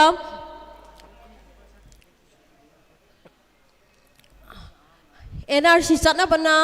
ꯑꯩꯈꯣꯏꯒꯤ ꯃꯔꯩꯕꯥꯛꯇ ꯂꯩꯔꯤꯕ ꯃꯈꯩꯁꯤꯡꯁꯤꯗ ꯀꯥꯟꯅꯕ ꯃꯌꯥꯝ ꯐꯪꯉꯛꯀꯅꯤ ꯍꯥꯏꯕꯗꯤ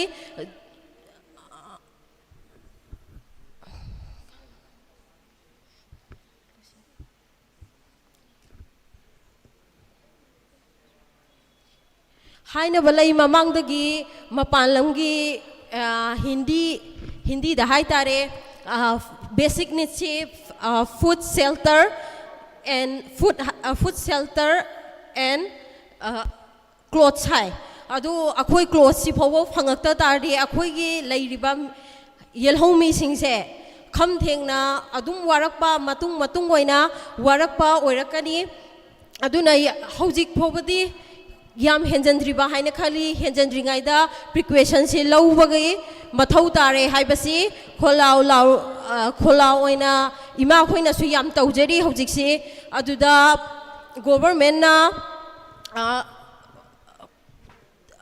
इमा सिंबु टियर गैस कापतुना कई तौबा खोटपा तौबसी यानिंगदे मसी हाइरगा तेंजनजरगे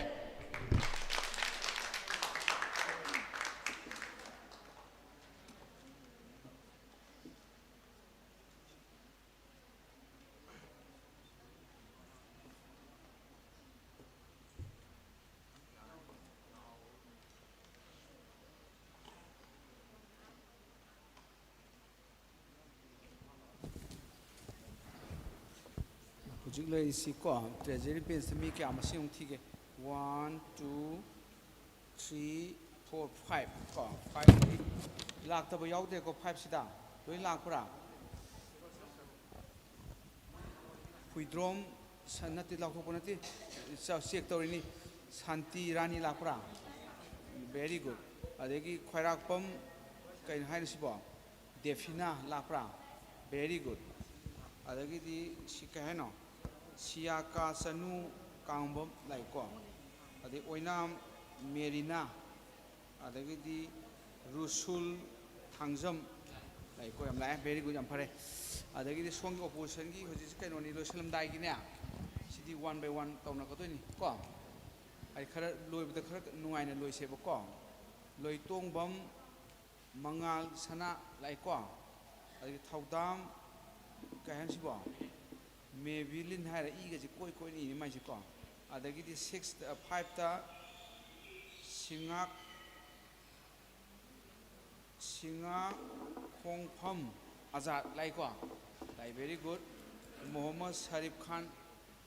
lakte lai no lakpa absent ni ko du no lakpa ko absent do lakte si Muhammad Sharif Khan si absent ore si no lakpa ko adega di ahum mamaga ka le how many how many remain 1 2 3 4 5 du wor ga di mana ka dore treasury di ka mong ko lage ko treasury lak to si share number 2 oda ka nga ngai gi sero jadi da ngai si ko ngai nga minute amma recess period ko how to recess to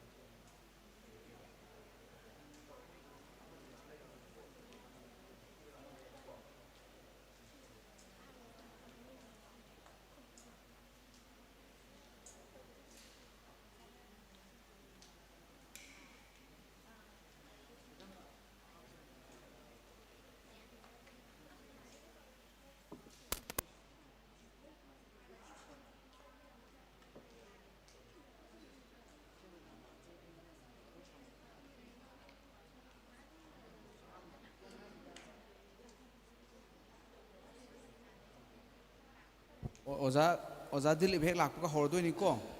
na sa ko ba loi ba okay noi sa hore ko ki do sa nung ni pi ki do very good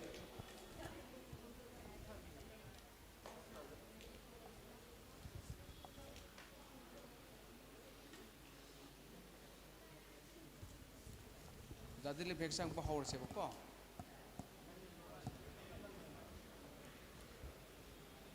noi ki price ngasi pidora kona pidora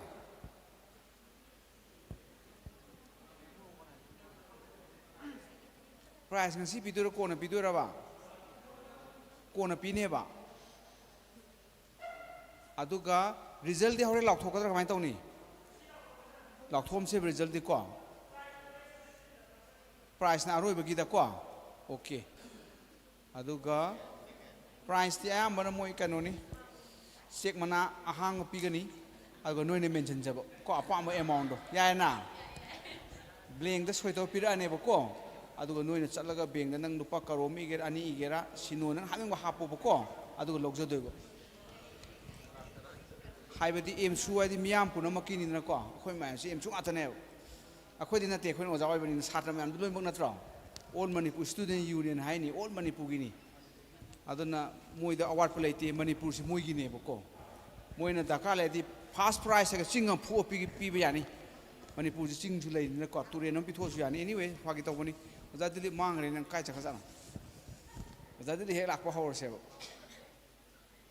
adis da dili na ti ai ano upta bani u de boko hawar dom ni ola oja dili hawar se mathang si kanoni ko si ju treasury bench ke mok thora ge aduga opposition gi di yamdre only ahum da ngai re ba ko aduna treasury bench te ge ene lokho chari ba members gi maming si share number 9 rusul thangjam lao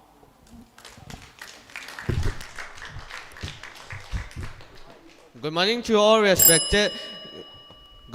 respected judges and Mr. Speaker, sir. Ahan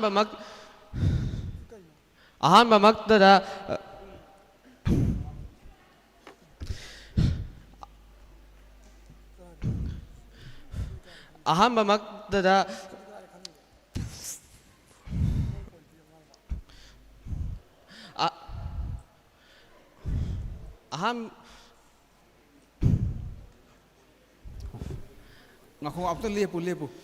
mai ja ahan wese ga berale ngak tang lepu miniam tak potha amu hause mai je ko amu khingbiro ngak tang le nana pakhat taw ni kai pakhatu no nang parliament gi member ka do pakhatu no you are the member of parliament kai pakhalu no ko ahan ba ga hai da sum hayo ba ko ngak tang le miniam training ne ba khoi toy je khale ga no si parliament tha do ne khoina parliament nga sai ka no ni ko parliament member ani le ka nam hai je ahum le ko khoi se rai sabha ama lok sabha ani parliament ha ga di house ani do punba president ga yaw ga pun parliament ka wai ba ko ahum le yadra okay lao sango mai kring to khimbiro Good morning to all respected judges, Mr. Speaker, sir. Ahamba maktada ngasi gi tawjariba motion NRC update taw khaktana miraibang macha mitop sing dagi Manipur gi yalhomi sing kanbang ngamgani haibasi ai isagi thawai yaujana support tawjari illegal immigrants na Manipur gi yalhomi sing gi lam amasung resources sing loshinba amadi ayaba laitana khunlingba miyoida thingba ngamgani border district singda aranba mawongda ain kaina changlakpa migrants na maram oi duna narco terrorism amadi security problems sing adu NRC na maru phangna muthatpa ngamgani. Mr. Speaker, sir, sesas thigadaba matamda illegal immigrants singi maming hapchinba thingnaba NRC update tawbana accurate data pigani state government gi schemes sing PM Kisan MGNREGS na chingba genuine citizens khaktana phangadaba amasung illegal migrants ki makhutta tahandaba ngamgani. Mr. Speaker sir, NRC na Manipur da illegal oina khanglak pa mitop sing bu khangdok pangami masina yelhomi singi population da oiba impact tu hantahali amadi state ki demographic integrity du ngak senba ngami asida su nattana state ta khangdriba genuine citizens amadi illegal immigrants singbu khaidok pangami. Mr. Speaker sir, amarom da khanarabasu forest area amadi reserve area sing da mitop na illegal oina khangdaba amadi mushrooming khundaba amadi mushrooming village sing khangdok tuna lam amadi environment bu kanbangami. Mitop singbu voter list tagi lauthok pa sina yahomi singi political power amadi representative bu ngakna thambang ngamgani illegal immigrants singna state ki security amadi peace fanghan driba du NRC gi distrust hanthahan NRC gi thongda mai thiba piba ngamgani. Masina communal distress hantahan duna indigenous community singi marakta nungsi chana na laminahan bangam gani Mr. Speaker sa ngasigi motion NRC update tauba khaktana mirai bang masa mitop sing dagi Manipuri yahumi sing kan bangam gani habasi ai sa haksang na support tau jai. Thank you all.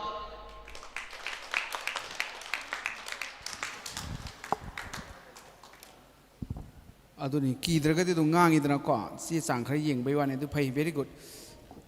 ai di nang di ahan ba si de bera leba adun ahan ba swa haru na mathang di ani subai ne ta horo bari bo phagi to ni mathang da mo kana tor se si ju kano gi treasury bench gi amani ko mathang da am mana du ni treasury bench ki serial number 8 oinam merina lao.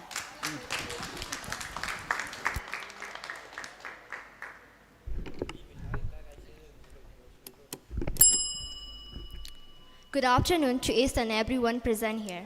Ngasigi House the Khanariba motion NRC update tauba khakna miraiba machami top singdagi Manipuri yelhomi sing kan mangangani. Motion asima achumba amadi yenaninga yawdo motion oibana ai samak thayak chang yawna sabachiri. Loyana ai sagi oiba valid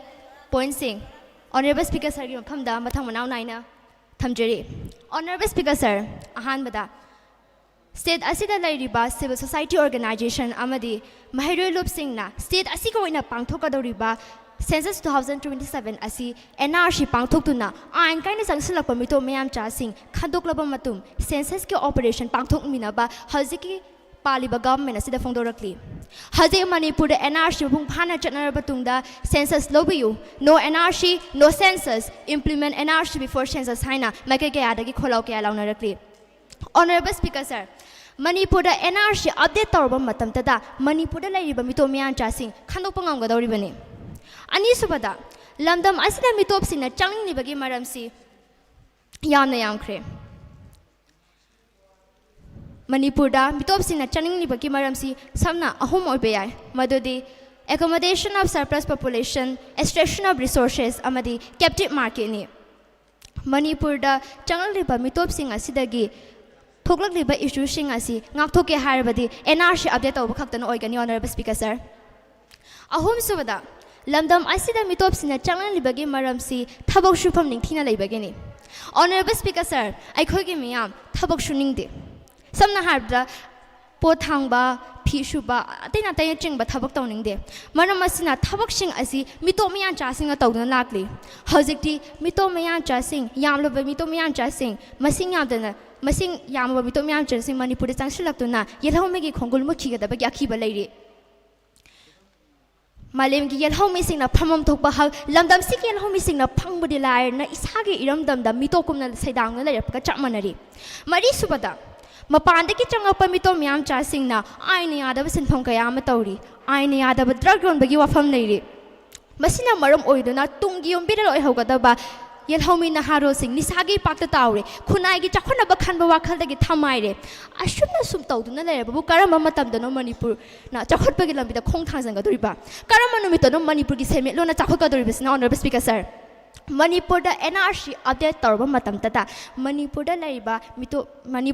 mito macha sing khandok tuna yel homi sing kan mangam ga da bani honorable speaker sir manga subada Manipur da either line permit system haibadi ILP December 9, 2019 dagi chatna ba hauki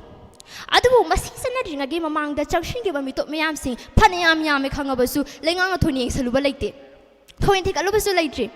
masina ILP sana ba khaktana Manipur mi yalhomi sing kan mangamoy me sing ni honorable speaker sir adubu NRC chatna rabadi hengalang riba mito mayam cha sing asi line na khandok pangam ga dori bani taruk subada Manipur amadi atopa mi Libang singa lainariba border geographical difficulties amadi socio-political issues kaya lebana ngasi phabu matik chadana facing tawdan lairi masina maram oduna changliba mito mayam sa singa mathakda lengang thoni saluba laitri state asida security laitaba ka amhaw re honorable speaker sir maram asina Manipur da NRC update tawba haibasi tawdraba yaraba thaba makhakni tare subada Miraiba machami top singna Manipur da masing yamna tariba Manipur yel homi khara da akai ba kaya ma pire mokhoi culture tradition da ahung ba kaya ma pire mokhoi gi hingna ba gi lambi no gi mangsilak tuna mokhoi gi masing no gi handang na ba gi machak oire adubu NRC chatna rabadi mokhoi gi rights amari yel homi sing security oi ga dawri bani honorable speaker sir Nipan subada Manipur da NRC update tawduna mito miyang chasing khandok laba matam tata mani lengak na yalhomi ki namakta pirak liba scheme amadi resources sing matik chana fangadori bani mito miya chasing dagi yalhomi ki cultural identity amadi political representation ngak sen mangam gadori bani Manipuri yalhomi masagi waret lawjaduna mipan tangna chakhut bagi lambi da margin thaw na chen mangam gadori bani honorable speaker sir mapan subada malegi bapam kharada NRC ga manaba policies kaya ma chatna ba hokre Samna khara palabada Bhutan da Citizenship Act of 1995 amadi Malaysia ki constitution na mafam dagi yelhomi da yelhomi ki rights amadi land ownership ki matang ding sali masina maram oduna mafam da lairi ba yelhomi singi cultural identity ningthina ngaw shin mangam khre makhoi ki rights matik chana phang khre amarom da na Nepal da taba phurup Kishumda Raukti Amadi Bankeria Makogi legalizing Tina Pang the Badagi Mutkibayana lady Maduda Shunatana Tanjaniada Yelhomi Purup Masai Yelhomi Purup Ordinasu Makogi from Neselaktre Masagi Maramdamda Mitokum Lairakle Manipurda Laibam Yoshing Marakta NRC update Tauduna Karambana mitopno Karambana Miram Chano Kandok Travadi Manipuri su no mana traga nomadi ishagi iram damda mitokum na lerakmasuyai no mana traga nomadi Manipuri su Manipuri yalhomi su mangki bayana laribani Honorable Speaker sir Hauzik Toliva Manipur Manipuri issue singe waration Amadi Miraiba Macha sing the gi Manipuri yalhomi kan ge harbadi NRC update taubana taubakna oigadi Maramasina Motion as the House again passed out the winner by Honorable Speaker Sergey Pungni Singh Century. Thank you.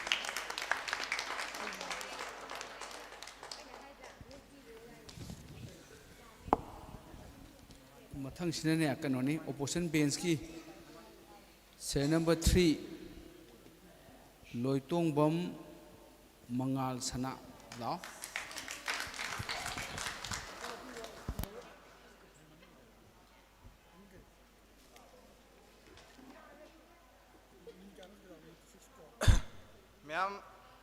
ngasi house asina chumme haidra mayam sangna khanabiraga pukhatpiriba motion NRC update tawwa khaktana miraiba macha mitop singdagi Manipur yelhumi sing kanba ngamgani hariba se ai thoi haksang yauna nuai jade maram asina मसीगी अगेंस्टा आई वाफम खरा थमजगनी ma'am हौजिक आइना मखादगी मसीगुम्बा पिनगी पतुम खरा लखटलिबसिगी मरम ma'am खंगबिब्रा खंगबिया तारी खु तांगबियो ma'am याविब्रा यावदे आइना मसीगी पिनगी पतुम असे मी अतोपा ngasi sinbi langbi ba mi sing asida aina pimje khundok piu masi mi makhong yurani haibe ado ai samang na to asuma aina isagi leibak isagi imong da thokri ba dudi ai khoi isana to ba bane ba adu dina tadana leikai oi ba central government gi summa gi mathok du ngai le raga di ai khoi na na sirani patum ama khaksibu kari haina si khunna bada ai khoi sigadra ka haina ma'am ना हरक पदी है तो वो पतुम अमदनते ये तुम अमगी machine ना ngasi Manipur दा high Sabi positive ओइबा मियोय lakh lakh लेदी मशीन ना कमदोबा आई कोई पतुम जे खुंदा बिदा सेंट्रल गवर्नमेंट गारगा लेर जे हाइब्रा करिगे ना सिनो ममांग या कोई ना सी सनरमब्रा मैम सनरम द्रगा सना दी अंत लावियो adagi ngasi debate asi pangthoe aduga ada mapana chalaga leiriba asibo ai khoi lingjen manabagi wafam laba masina takpari ai khoi mina ngangame ngangi bidugi artha logde chumna debate ne uiyeba ada kari thangka sige khotke ai khoi kana kari khale myangi marta khanbi ba yawta ari yawta khudang ga bi thangate nadra ngasai dagi ai khoi na तौरे दिबी ने अदुम खल लेबा अंगांगैना खर पंगा गागनी कंगा पक्षक सकपने ना अदुम मसी हयिंग करिगुंबा अखोना point में ANSI mark तोक्सलकांदा आदा लोक सभा अदगी मी रोन दे येनरप मतंदा पुथोकपगी पॉइंट नेबा अखोना ngasi मसीदा खनरिजे अरोय तारी अखोय येलहौमी अम ओइना थवय हक्सांग यावना मसीबु तासिनुना हयिंग करी करी ngang याबगे हाबदु खनबम थोक्तबराबा मदुदी नतना खरा ngang खरा साइने ना अरुम पक्षद चलगा लेरगे हाइरबा अरगी सपोर्ट ने ये करी खुथों नोबा ममा लोन दबो फजन ngang थोक्त्रिबा मखोइना हयिंग येलो मी सिनसी खल्ले हारिबा सिबु म्यामु थाजबिब्रा यावदारी खुतांगत बियो यारमोय इसागी इथौदी इसाना तौजगदबा नत्रगा मयांगी मरक्सिदा अखोगी खोंगवान कोटपा नाला कोटपा लेट्रिन सेंगबा ओइनिंगबा कना यावबी नत्रगा मचा मसुदुबु ओइहनिंगबा कना यावबी बगे यावन तारी खुरंगता थांगबियो नत्रगा आइगी ngasi opposite साइड लेपिरिबा मिसिंग नत्रगा आइगी पार्टी मक ओइरिबा मिसिंग असिजु खुतांगलपा यागने अंगा थांगबियो यावदे नत्रा खोंगवान कोटबुक तनबा सिबु येलहौमीनी मसागी थबक फाव तौनिंगदे अदगी मखोय मसेन बुजलबरा जु बुंजनी अरुगा मिटोप तानसी अइना अबदि मिटोप तान थोग्रा कांदा अइखोय स्वाइदा लेहौरिबा मसिगुंबा सिंथानदबा थबक सिंग असिदि कना तौबिदोरिगेबा म्याम तौबिगेरा तौगरबा यावतारि खुथांगपियो यावदे कनागी सु मतिक लेते मनु माने तौरुनबा नत्रगा याम मरि लेरगा थोलो सेइदा मधुबु लान संदुइबा नत्रगा मधुगी लान तौरिबा मंत्री दुगी ममिंग म्याम सिदैदा फोंगना मीडिया सु यावरे म्यावता हाइबिरो ला ngamde natra haying adongi imungda adongi ima isada kari tholak adage haina tambangam daba aduguma ki ne hingiba punsi siwa ikoina karamna mani makha tamlaba lebam ne haiga doribano aikoigi ahalama singa thuna asumne hingam raba adugi angraba toki goligi marakaduda thangsang chumnagi thangsang ama khakna mayok yakhiba aikoigi ipa ipu singa dugi idu boy khone nala da hidok khrabraba yaude sin oyunga moi kaso hector nrc yaude hingam drabo nrc nataba manipur da hojje hojje lp chanari na a bazar da thaja ga yengbiyo nan manipuri mayam am cha lo longani mayam adu thingwa ngamabo natraga moi ju hek ubaga phura tan thok piu ne hayang khabar dam yor kani ngamoi kanai mati leite he haro energy kayo energy bo natine khoi ji bo jen manung da phar ga thami ba hayang si ba gi damak ngai ba jen boiler du ra ba natraga singa sire ga na heng ara bu khotu ro yelau mi ngai na masana masabu kan jaga da bane masa leitra bada energy lamda si chana ra kai dok dori myang masa me am du ai khoi na yelau mi ni hai chal ga energy chana dori bra ba leite natra asigumba haying kari thokani ngasi kari thokani natraga ai khoi lingjen manara ba su manada ba pusi sira ai khoi himang ngodra masi ai duna ai ni yajani jab galoina na energy hari ba motion ase bukhat bi ba motion ase masi sana handana ba honorable judge ki ming khonjo thank you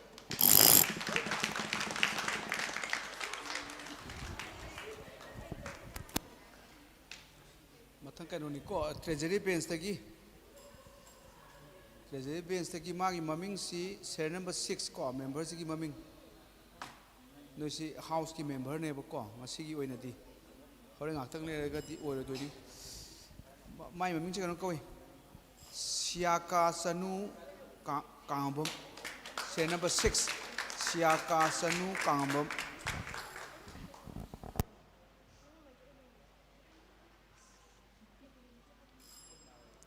A very good afternoon to everyone present here. Ngasigi House the Canary motion NRC update tauba khaktana miraibang macha mitop singdagi Manipuri alho missing kan bangam kani habisi taseng ma achumba oibana ai isana thawai hakchang yauna support tauze. Ngasigi motion asubo e hangna support tauzabagi point khara mathang manaw naina honorable judges singi mafam da ai thamjage. Ahan bada Manipur da Yelhongai degi lereglaba jati kuntra tarok asigi tunglam BSc NRC update tauba khaktana mayol chumhalapangam gani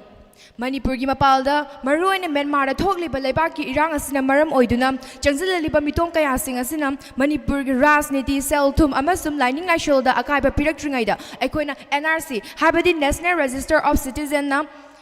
1961 book at update oina lauraga Manipur gi asengba citizen khantoklaba khaktada Manipur bu Manipur kan bangam gani Anishubada 2026 da thiga dawriba national census asigi mamangda NRC tawduna kanana citizen haina thiga pasi maru yamna oi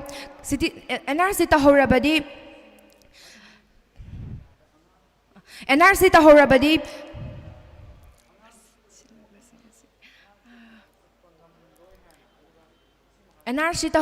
kanana citizen haina khangtolaba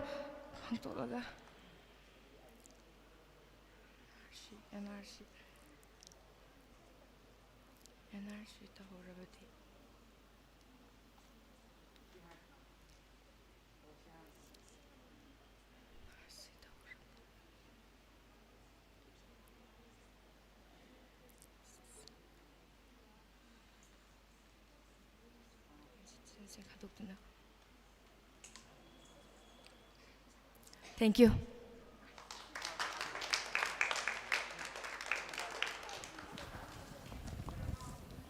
Luar berapa nang tu? Beru. Kesukai dia. Adu tian na tolor natra. Ini kan om ini kan man luar lem tuan. Yam. Mathang dah ni ah. Kan om ki. Kalau kuzi tu kari bench no. Jadi ko opposition kai sangat hilang. Opposition tolor sih. Opposition ni ser number 4. 04 se kanu kawi thaudam kan sibo Maybelline law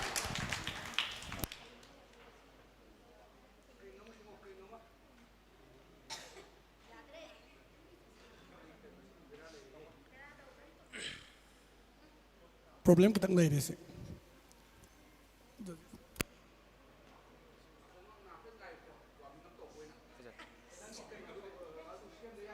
adu siam dadi bera lai ni e yar ka haro natagar nang hore manana sin na tobung am kutra ba treng kan to he kutra ba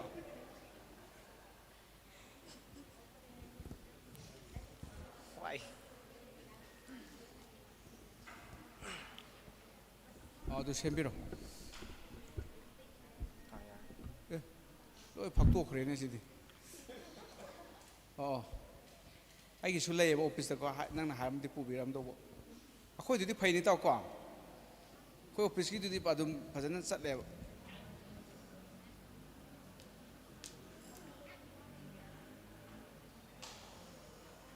ꯑꯦꯁ ꯑꯁꯤ ꯑꯔꯥꯏꯕ ꯅꯠꯇꯦꯀꯣ ꯁꯤ ꯏꯟꯖꯤꯅꯤꯌꯥꯔꯅꯤ ꯁꯤ ꯅꯨꯄꯥ ꯃꯆꯥꯁꯤ ꯅꯪ ꯇꯤꯡꯉꯅ ꯈꯤꯡꯉꯣ ꯑꯗꯨꯒ ꯅꯪ ꯍꯧꯗꯣꯏꯅꯤꯀꯣ ꯆꯤꯡꯉꯅ ꯈꯤꯡꯃꯥꯟ ꯀꯌꯥ ꯑꯍꯥꯟꯕꯃꯛꯇꯗ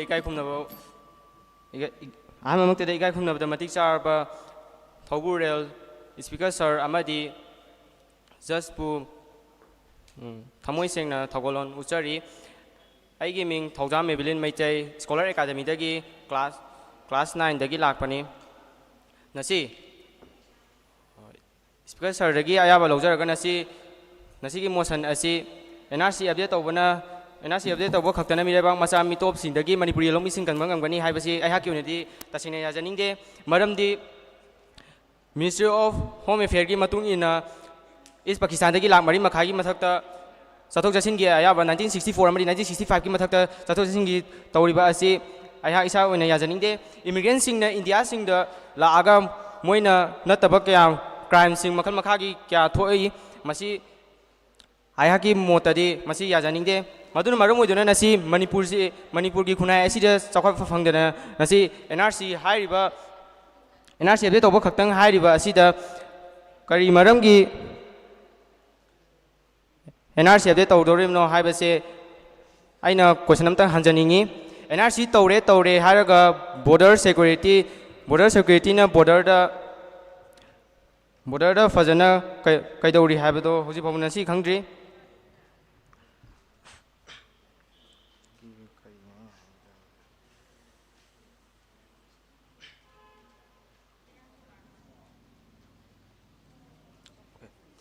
(2011) ꯁꯦꯟꯁꯁ ꯊꯤꯈ꯭ꯔꯦ ꯃꯗꯨꯅ 25.75 ꯂꯥꯛ ꯑꯔꯕꯥꯟ ꯑꯃꯁꯨꯡ ꯔꯨꯔꯦꯜꯒꯤ ꯑꯦꯔꯤꯌꯥꯗ ꯂꯩꯈ꯭ꯔꯦ ꯑꯗꯨꯅ 11 ꯂꯥꯛꯇꯤ ꯃꯤꯇꯣꯞꯁꯤꯡꯅ ꯑꯣꯏꯈ꯭ꯔꯦ ꯃꯁꯤꯅ ꯇꯥꯛꯄꯗꯤ NRC ꯑꯞꯗꯦꯠ ꯇꯧꯕꯅ ꯀꯔꯤ ꯀꯥꯟꯅꯕ ꯄꯨꯔꯛꯇꯣꯏꯅꯣ ꯃꯗꯨꯅ ꯃꯤ ꯌꯥꯝꯕꯗꯣ ꯃꯤꯇꯣꯞꯁꯤꯡꯗꯣ ꯀꯃꯥꯏꯅ ꯇꯥꯟꯊꯣꯛꯇꯣꯔꯤꯕꯅꯣ ꯍꯥꯏꯕꯁꯦ ꯀꯣꯏꯁꯟ ꯑꯃꯇꯪ ꯍꯪꯖꯅꯤꯡꯉꯤ ꯃꯗꯨꯅ ꯉꯁꯥꯏꯒꯤ ꯁꯄꯣꯔꯇꯔꯁꯤꯡꯒꯤ ꯃꯥꯏꯀꯩꯗꯒꯤ ꯍꯥꯏꯖꯈꯤ ꯃꯗꯨꯗꯤ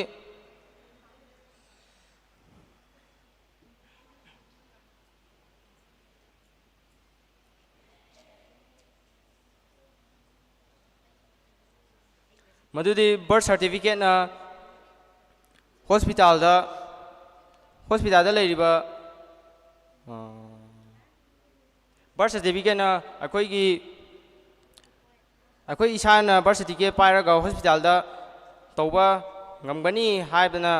ꯃꯇꯦꯛ ꯑꯃ ꯉꯁꯥꯏ ꯊꯝꯖꯈꯤ ꯑꯗꯨꯅ ꯕꯔꯊ ꯁꯔꯇꯤꯐꯤꯀꯦꯠ ꯑꯁꯤ ꯕꯥꯎꯟꯗꯔꯤ ꯑꯃꯗ ꯂꯩꯕ ꯃꯄꯥꯟꯗ ꯊꯣꯛꯄ ꯉꯝꯃꯣꯏꯗꯕ ꯃꯗꯨꯅ ꯑꯩꯈꯣꯏꯒꯤ ꯏꯁꯥꯗ ꯂꯩꯕ ꯍꯥꯏꯕꯁꯤ ꯑꯩꯍꯥꯛꯀꯤ ꯑꯣꯏꯅꯗꯤ ꯊꯥꯖꯕ ꯋꯥꯠꯂꯤ thank you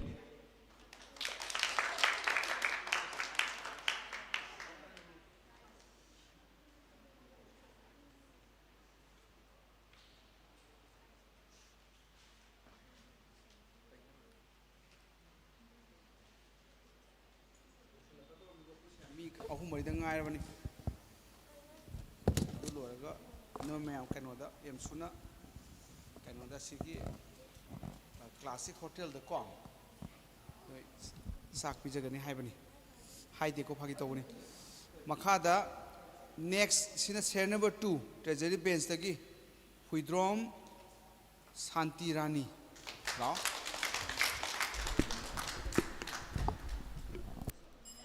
With the permission of Mr. Speaker, sir, ngasi August House the puthokpiriba motion NRC update tawba khaktana miraibak masa mitop singdagi Manipuri yelongmi sing kanba ngamgani haibase mayek singna chumbana maram oiraga ai isamak thawai hakchang yauna support tawji Mr. Speaker, sir. Masida yawiba NRC haibadi to identify the genuine Indian citizen haibani Mr. Speaker, sir. Masta yauriba miraibak masa mitop haibase makhalani thokna yengsi ahambada India gi country manungdi oraga Manipur gi state nataba habadi outsider Manipur oriba atopa India mong deba state sing ani subada non Indian habadi foreigner sing sidi Mr. Speaker sir masida Manipur gi masak naiba market sing habadi pauna bazar amadi thangal bazar na singba singda outsider habadi mayang sing asigi oiba yam khalapaki oiba masigi mithali madam sida akoi chingi lamda akoi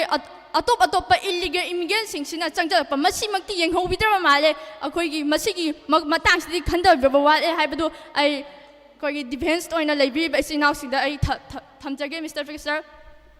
Masida Manipur gi geographical area dum yeng matabda Manipur haiba state ase India gi northern thanba state ta international border share tongna duna leiba state amani apikpa state amani Mr. Speaker sir maram aduna atop foreign sing dagi Manipur da illegal immigrant sing changjalapagi chang yamna wangi Mr. Speaker sir khara khudam ona harabada Nepali singna Nagaland da laaga Manipur route tabalambi da Manipur da illegal immigrant sing changjalakpa amadi Bangladeshi singna Assam phawga Manipur da changjalakpa amasung kwai dagi yamna hꯧꯖꯤꯛ ꯏꯁꯨ ꯊꯣꯛꯂꯤꯕꯁꯦ ꯑꯩꯈꯣꯏꯒ ꯊꯪꯅꯅ ꯂꯩꯔꯤꯕ ꯑꯩꯈꯣꯏꯒꯤ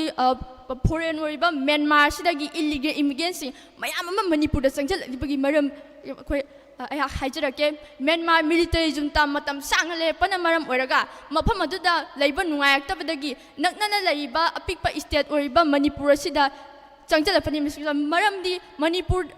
ꯃꯈꯣꯏꯒꯤ military ꯖꯨꯟꯇꯥ ꯆꯠꯄ country Manipur hena sap haban oiba amasung opportunity sing phangmana ram organim sir maram sina makoina opportunity phangye haiduna pangchang changsal pramam oraga Manipur gi homi singi akoi opportunity sing se makoina lawsalakpa namchan da lawsalakpa maram sina su NRC ase sungchoi chodana Manipur di update tawdaba yadabni Mr. Sir ahum subada akoi gi the importance of NRC before census haiduna hojab kanna khanariba siju Mr. Sir Masi khara panjarbada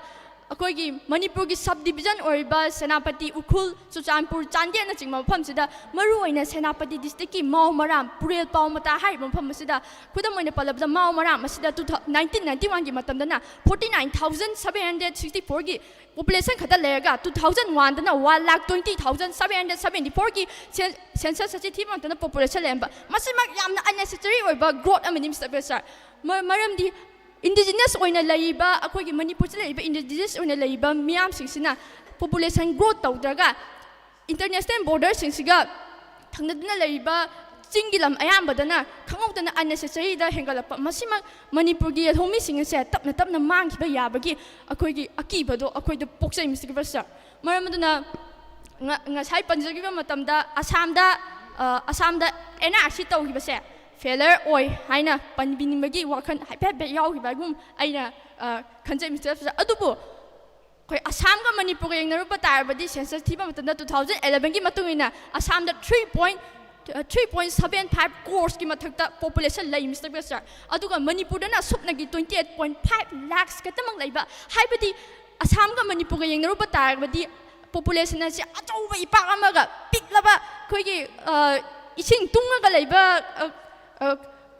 Pukri amaga madu parman to bay Mr. Sir maram aduna Assam da thokriba failure adumakti Manipur di thokloi maram di aduki matik population se gap like Mr. Sir maram matang asida Manipur da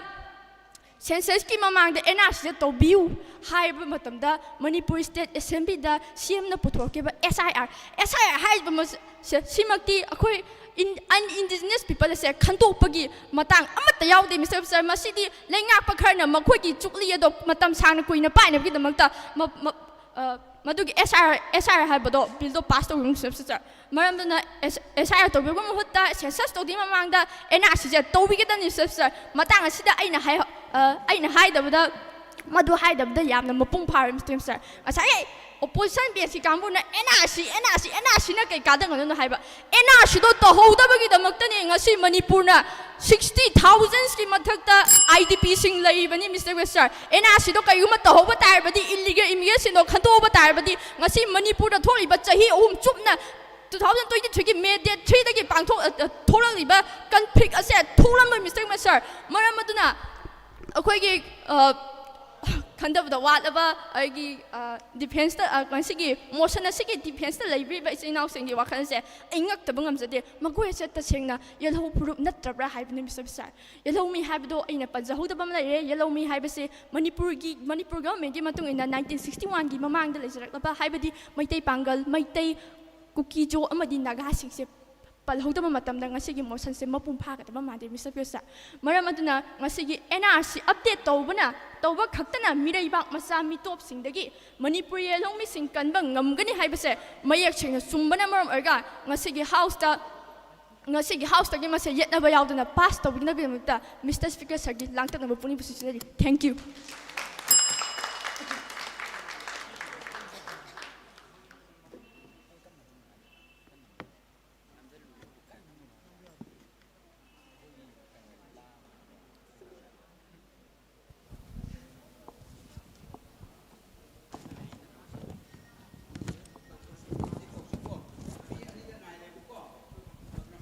loiragadi loidoiba noirong amata ngai natra kanano ngai sia very good noirong mi amta ngai re ko loidore adudi loisan base hujik treasury ngang opposition no sindong ne bako loi base adu di kana wali no gya kana wali ge adu la नियम लाखदे लोरपगी नंग ममिंग से कई कोई खैरापम यारे तौर डेफिना को A very good afternoon to the respectable speaker and honorable jury. Ngasigi motion asidi NRC update tauba khaktana mireibak macha mitop singdagi Manipuri yalhomi sing kanba ngamgani. Hariba wafam asi ai isamag yamna thawai hakchang yauni yazaningi. Akoigi ahanbada ai kariguma thamjageba. Akoigi power om leibako. Masigi power say a house without a door belongs to no one and everyone. Masi yum zineb akoy hozik Manipur na orise thong yaw da yum na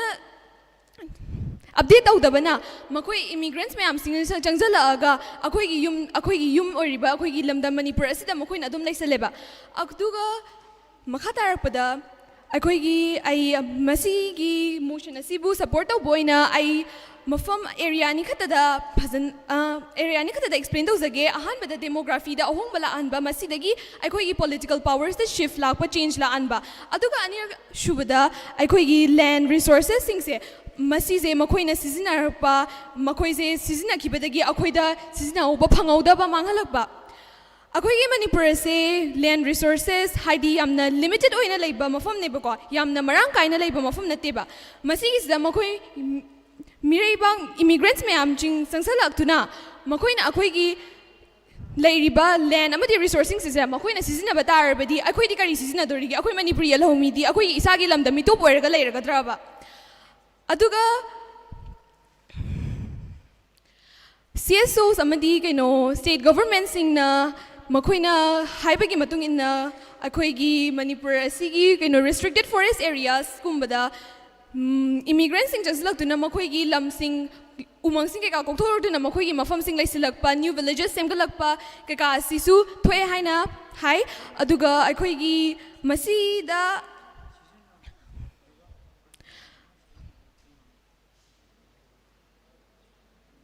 masina akhoi gi sizina fam akhoi gi lamdam asi sum hena mangkhale haina thajabale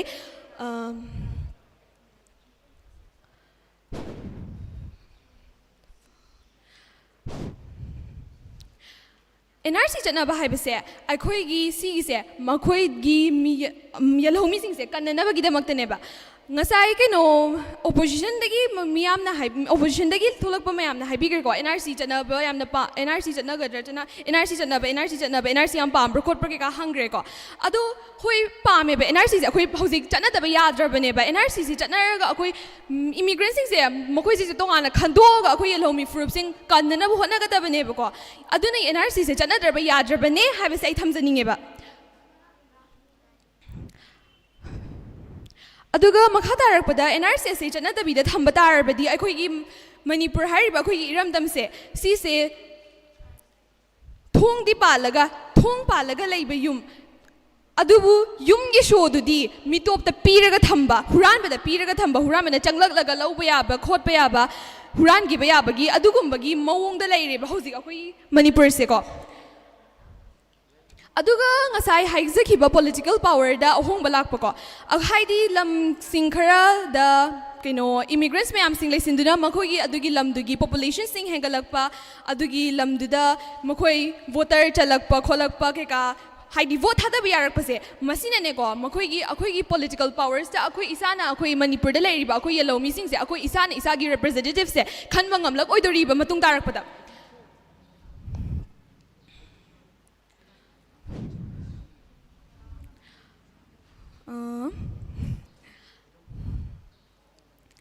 दुगा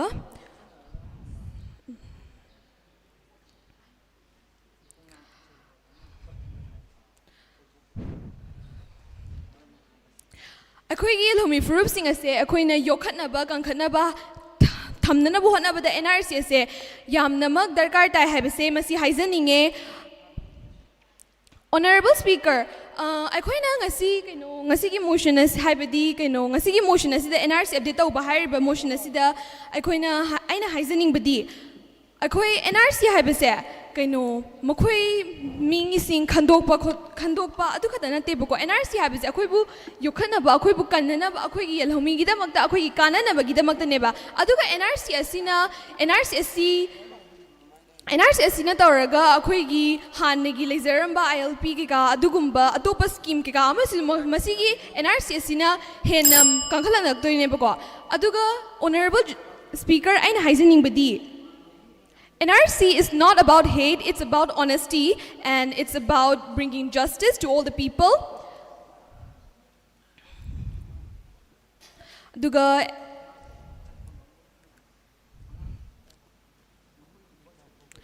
अदुगा NRC हाबसे अखोइना अखोइगी future गिदमा अखोइना हौजे हौजे लाइरिबा generation गिदमा and the future of our children and everyone it is an essential masi amna maru oibane haibse haizerga loshinjage thank you sigi nupim sa lakte ko sia ka sanu sia loire ko adagi di sek to ine be se nang loire ko Walisi amata ngaire sina loiduni ko no ida awat pa lehudre sigi maming se yam sangi singa khongtham azad la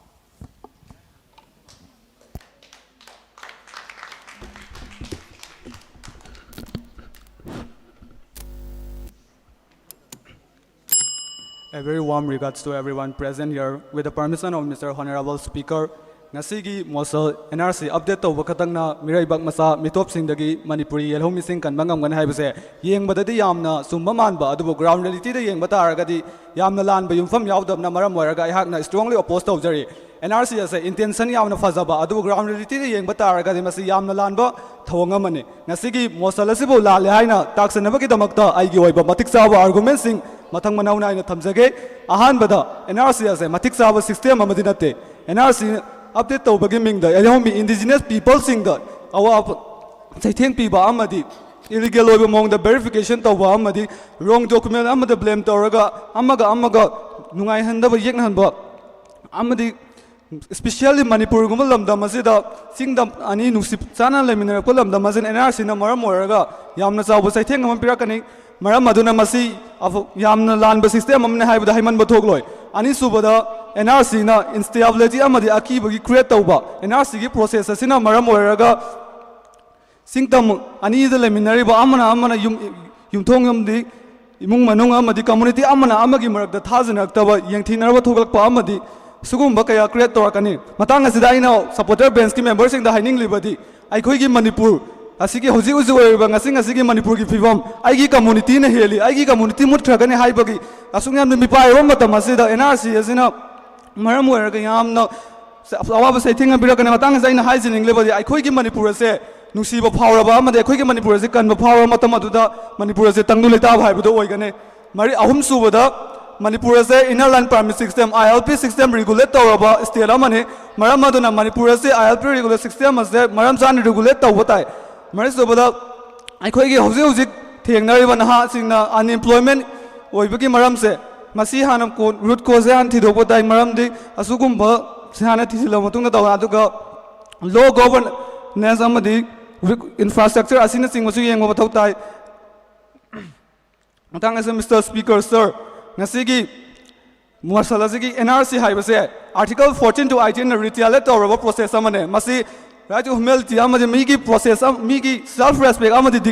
dignity बो मांगहनबा process अमने नसिगी NRC हाइबसे update तौब खतना अखोगी supporter bench की member सिंग NRC update तौरगा अखोगी मणिपुर येलहोमी सिंग कन मंगना हमना जे एनआरसी नत्रबसु others article right to foreigner act अमदि नेशनल सिक्योरिटी अमदि पासपोर्ट एक की मतुंग इलन एनआरसी तौदना अथोप मणिपुर इंडियन गवर्नमेंट की कॉन्स्टिट्यूशन लॉ द स्ट्रांगली हानदगी इदो लेख्रमने असुगुमना तौरगा सॉल्व तौब याबगी क्या अमसु लेरि अदुगा एनआरसी तौबसे एनआरसी मेल ओइना तौरोइदबगी अखोइना मेन पॉइंट खरा हाइरबदा NRC said, NRC is reactive, not preventive. NRC risks of statelessness, bureaucratic hurdles, and cultural and economic concerns. Masiki main point sing se har matung de NRC ase yadre outdated lower haina NRC ase tawroi hai tawda kanadre haibada NRC ase Manipur ki bazar miyam nasu handak tasu na hongna su NRC tawba yaroi census on ba yaroi mamangi on trivo figure to sung thopung am dringai miya mitop illegal immigrants kaya na Manipur se da lejinduna ngasi horak leba aikhoi gi नहासिंगी खलगा यारोय मसी हाइना तौग्रबने अखोइगी ममांगदा पलंबा अखोइगी लेबाक को लेंगाक सिंगना मोइगी electoral roll खतंगी खलगा illegal immigration बुसो electoral roll ना पांसिंदुना वोट के आथा ददुना एनआरसी की फुल नेशनल इंडियन सिटीजन होइबगी राइट अदो मोइना फंगदुना ngasi बुलेरे मोइबु खंदोक पंगमद्रिंगाइदा अमुका हलगा एनआरसी तौजिन भाइबसि लालमा लोइद्रिंगदा लालमा इनवाइट तौबगा समाने मसीदी यारोय हाइदुना क्या पौथांग लाउग्रमने सिदा हंजिन हंजिन एनआरसी तौगदमने हाइबसे मसीने आइना खंगिंग लेबसे एनआरसी अपडेट तौबना खकना मनाबु नमिरेबाक मसामी टॉप सिंग मणिपुर येलौ मिसिंग कनमंगम गदबो ओरगदी याय अदुबु एनआरसी अपडेट तौबगदंगना मसी ओइथोक्तमने एनआरसी अपडेट तौबस it is not permanent relief, it is a temporary relief, but we need a complex solution. It is a complex issue. NRC tawun illegal immigrants kantok po ngam laga so akoi ki hane ki tor issue man se am ta kantok ngam ding atuna NRC ase outdated law hain Assam da so husi headed or ga le ba yadraba pora mane NRC sunga yadra hain le ra busi da NRC update to bose masi ya we are atuna aroi badai na haizening le bade ngasi ki motion ase NRC update to bose yamna lale maram maduna speaker sir ki mafam da aina House is saying we don't begin our Kanganjari Maduga Masihar Gayak Losindraga. Thank you.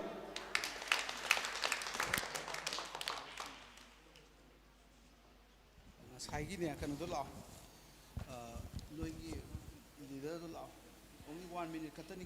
60 seconds.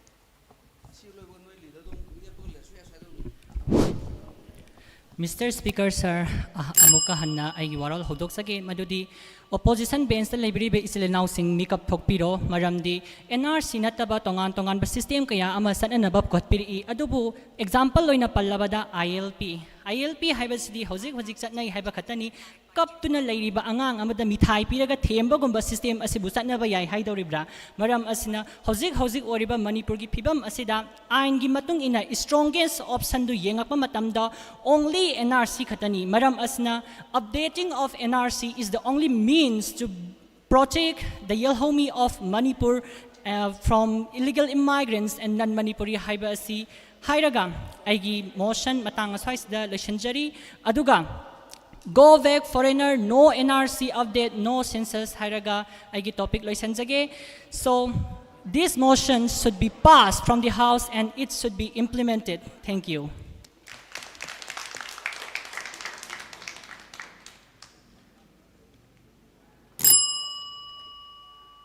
Yana Maktada, Nasigi Prime Mover na motion asibu, move torum the clearly motion asibu aranba, inform Yaudaba Wafam ni Highness Tauri, Madudi 1951, the 1961, the Manipuri Mafam, Kuding Makta Hospital, Lay Haibasi, Yazanindi Hospital Lay Haidenasu, Lairaba, Larikta, Mangal Fangraba, Amadi Hilly Aresta, Laiba, Angang Sing, Pokugi Kutong Saba Laite, Amadi. Birth certificate low bugi, Lautopagi idea later moy. Hospital hospital da pokhiba angang sing adudi birth certificate leiramgadra ngasi supporter amana haibiki madudi ILP amadi NRC khulaini haibiki ko khulai du mafam chadna sisinaragadi kem kanaroi fibum hena sochalakani khudam moina tamlabada kati ama sijada duna khongnang achauba ama bu chappa haibisi oithokta bawani si hara loisan jai thank you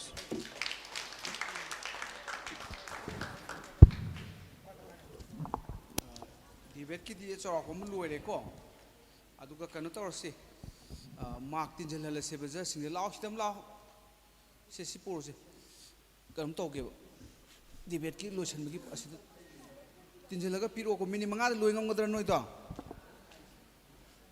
mini tara do loiro ko aduga debate ki proceeding oina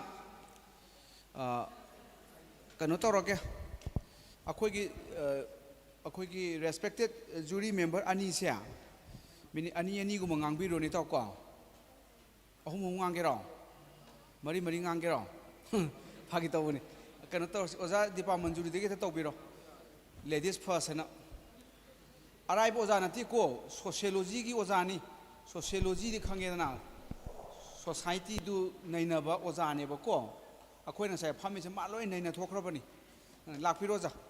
ozai khubam no khubi ma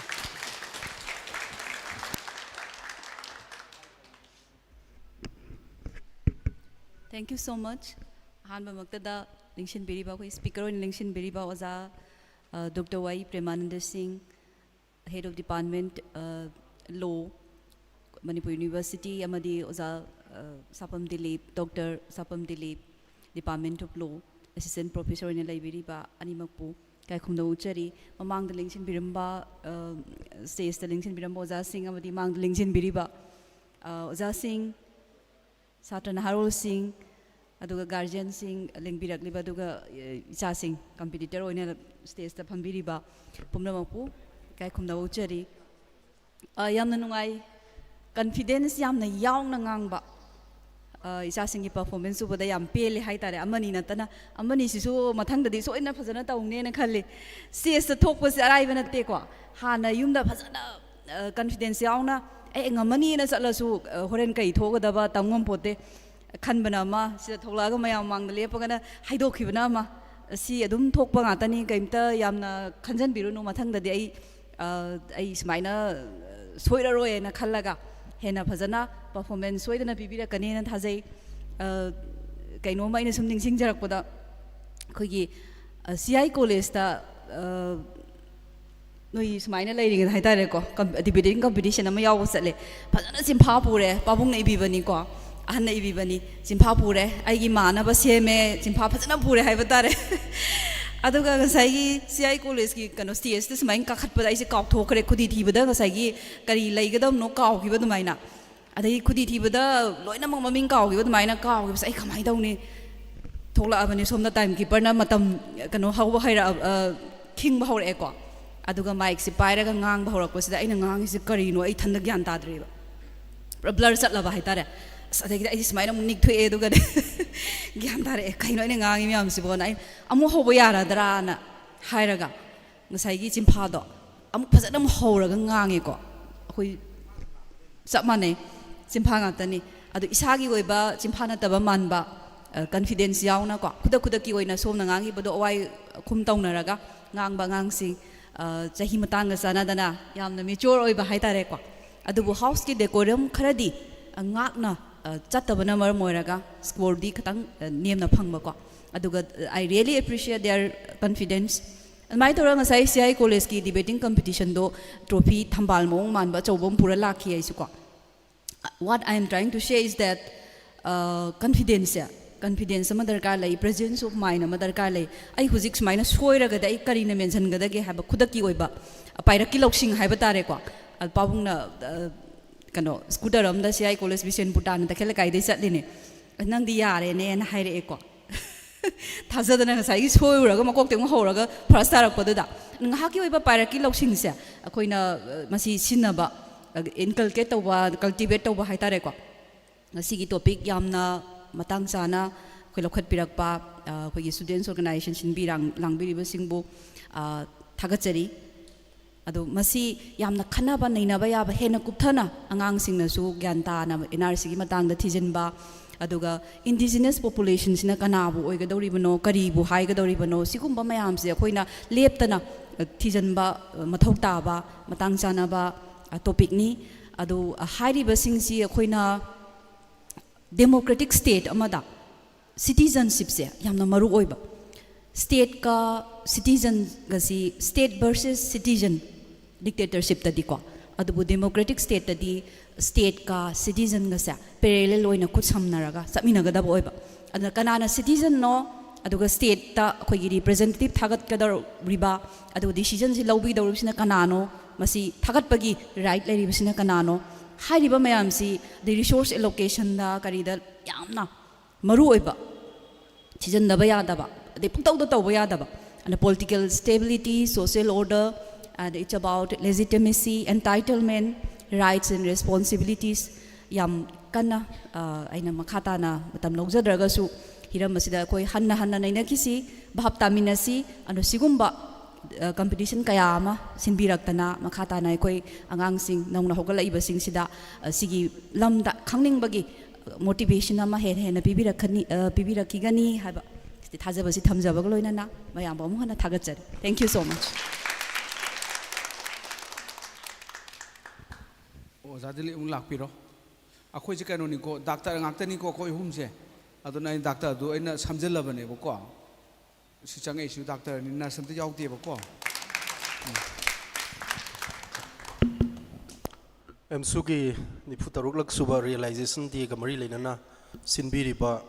debating competition सिगी speaker ओइबिरिबा अइगी कलिकोइना अइगा थबक तौमिनाजबा ताव प्रमानंदा अदुगा ngasiगी डिबेटिंग कंपटीशन जिगी जूरी मेंबर ओइना लिंजिनबिरिबा मरुप डिपार्टमेंट जूरी ngasiगी डिबेट सिदैदा मपुंग ओइना थवाई हापिबा बोर्ड ट्रेजरी अदुगा ऑपोजिशन बेंच अनिगी मेंबरसिंग अहानबमक्तदा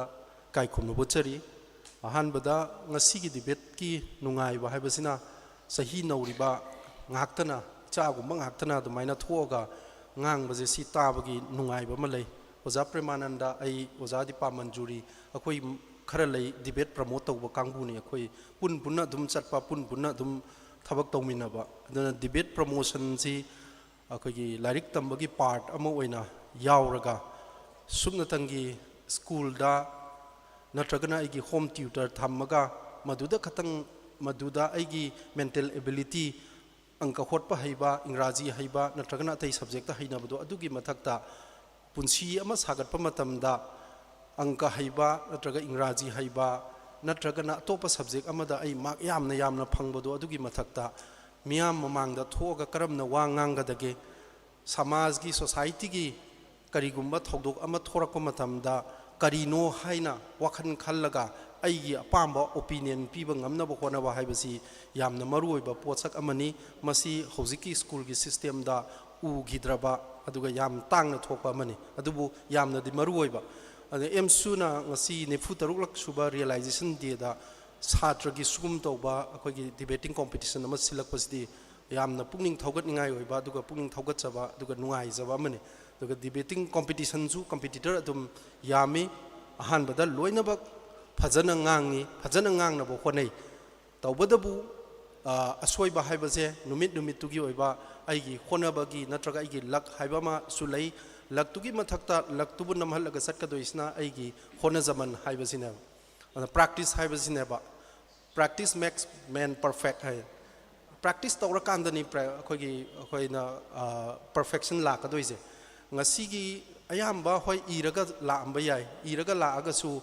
ngasai oza department juri na haiba du maina iribadu ngak natabada aigi kari oiba hapa yage haibase adubu si jumu kari oi haragadi khangdragadi hapchali duga mari makhong samnarudradi adusu adosama nangdoiba hapchaluri duga aina pahara iduga anijigi manadaba chanadaba porama thokla agadi aduna di kari tare haikanda aina nganga doisingdo ai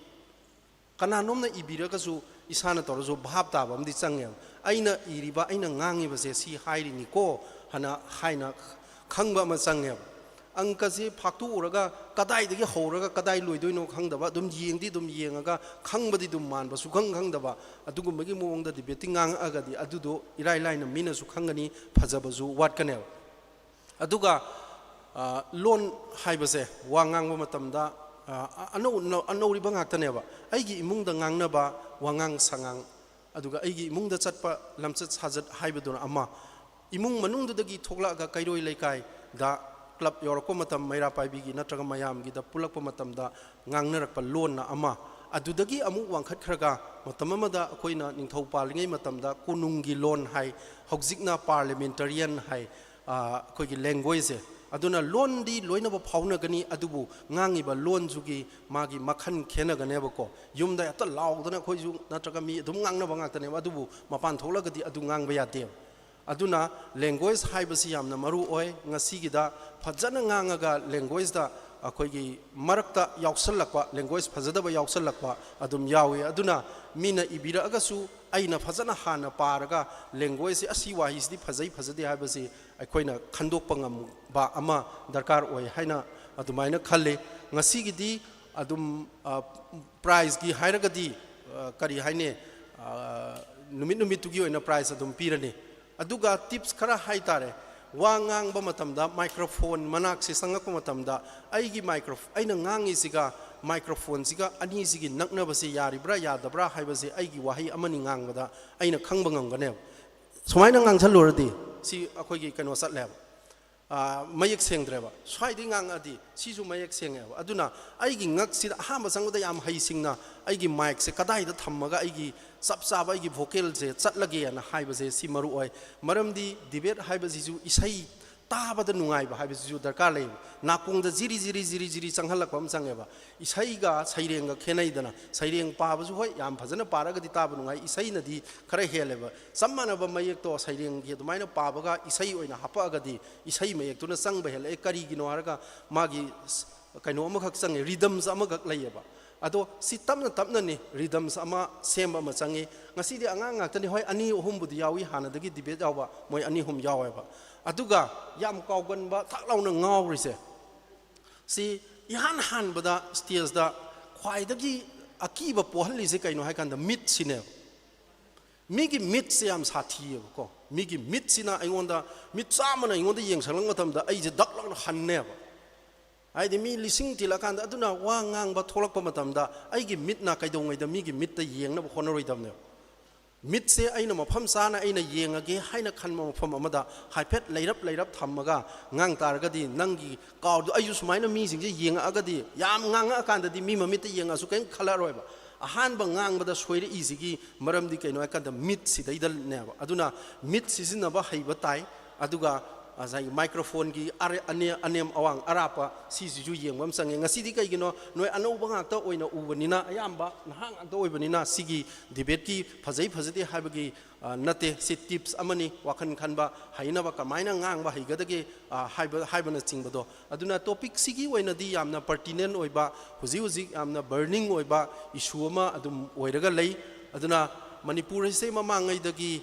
mana ningthau paligai matamdudagi hauna akhoi khoibu pal haidana tengno pollomda pallama thami aduna mitop changakpase aduda check tawi somna kan maninglonggi saruk sidai hawchong pal haiba maga kharam pal haiba maga pal ani thamaga pal sida mi sathok chasingi entry exit se adum thammanga tane aduna ngalingai matamdagi mitop ki akhoi khantok na ba du mitop changthok changjin gi mechanisms di ningthau lairingai matam ngallingai matam dagi akhoi da adum leiba adumangna pikhraba lamsidaida mitop mayamna langkoi chandana leiramni si karigino haragadi adugumba changba ya de hana leiram badune aduna adu bok chanarang matam da ngasai su panakiba 1950 gi himat singgi matam da merger 1949 da tawre 1950 da uziki entry exit pass se si lokthoi ni entry exit pass ta mani india ge afawba leader mayama manipur sangba je changba yadadana hangiba yawri ni aduna adudagi di adum ngasai gi akhoi gi se fencing leitaba akhoi gi border ama oina loina changchal lakpagi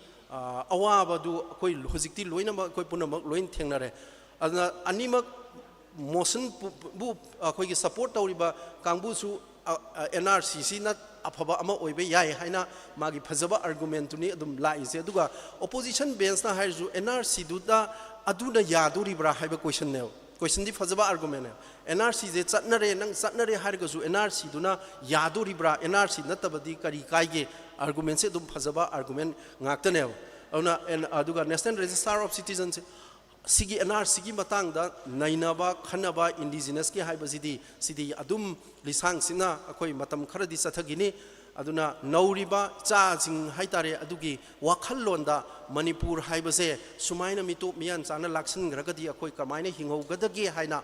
wakhan khannaba topic ama puthoga noida minabu iragasu isana khanjaragasu noina wakhan kharaga khallaga ngangakpase si manipur ji hingadaba male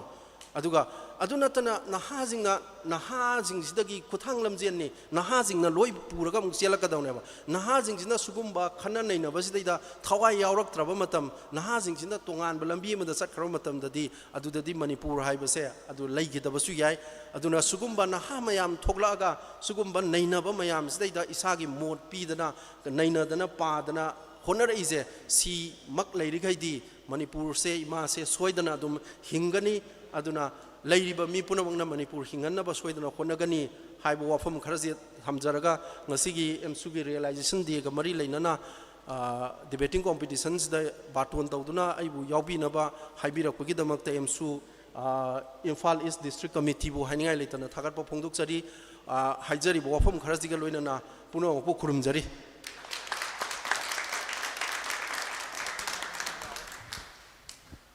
kanoni aroiba debate ki proceeding hai tare ko si loirani adu loraga aina mari ka wangang ne adu loire adu noi result lauthok su lauthom doini oja sin check to bigadra moina tabulation tawrisa yani ko good fact yarabani adu da noina soina khona amada hapcha malar magadi kona jel changba tare phagi tawni da debate ki wena ne ki sigi motion se masi akhoi pass tawgadra natragana withdraw tawgadra du yengasi ko ada chanabi ji ka yauge re ngasai ibini sidi yaure lu da loi tawdoi thabak si lu ngak to oirame ni noi chawga lu kha tamune ko lu sine loi tawdoi ne ba atai su tamu ko sukai ti khaji lu ji kha khai do ro adna the rules of procedure and the conduct of business in Lok Sabha nam le ba ko akoi assembly su level Manipur assembly ki su ana khoina Lok Sabha ke pattern tawrina rules of procedure and the conduct of business in Lok Sabha and hauji 7th edition April 2019 da 7th edition chakre ma se adugi rule number 2 matung ina hoji tawdu se hauren aina topic se motion se pathorani ba ko pathokpodu da yaba sinduna ye habra ye sai jadi mo ye na khumam be ni ko amai khumo ai he moi londa da moi na pa da ye sai ji arega swaite amai khumo aduga motion ji ya da buduna no na haibiro ko amai tok dui ba matam nei ti amu tor to si ko amutang parage uji do ba ta bi re ko ya baduna ai hero ai he ye sai bani moi maronda akhoi maronda aduga horen na no na haibiro ya da buduna ko lo yaw dui ni ko loi bak sida lei bage akhoi house ki member ni lokjare adu pajara ke sida lei ai hore ko pa NRC update tauba khaktana mirei ba macha mitop singdagi manipuri yelho ka na yelho mi sing yam yawi ne sing yang ngam na sing kan bangam gani jiki do ai hai bang no hai bang hai pi do ba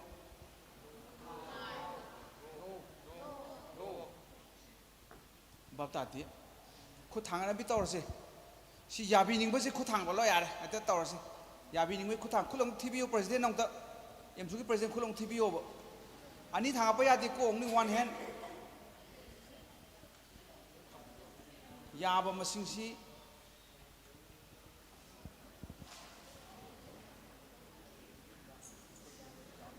NRC na si kan bang ngani se si yaba ke khu thang ale oh khura ma su yauri si that one more khut is there क्या ओइरे दुदा क्या बा 26 नंग join नत्रो 27 अदुदा 27 मी यामंदी 100 हायरसी को 27 plus 100 127 लेरे अगे topic इसी motion सी याबीदबसिंग खोनों थांगा पिरो हम टीवी मसिंग तो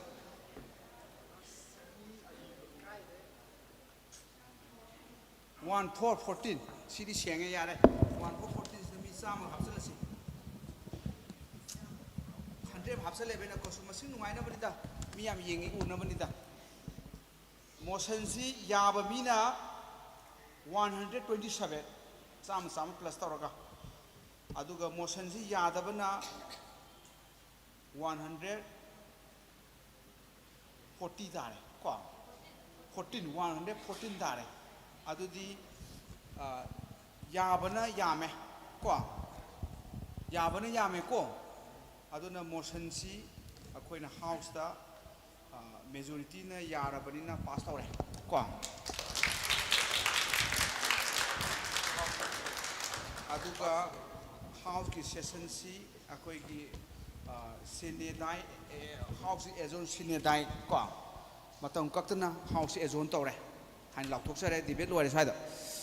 अदुगा आइगी मोड मचा अमा थमग आइ दुम कुमधगने को आइ कुमधबनी ना हगुलैसे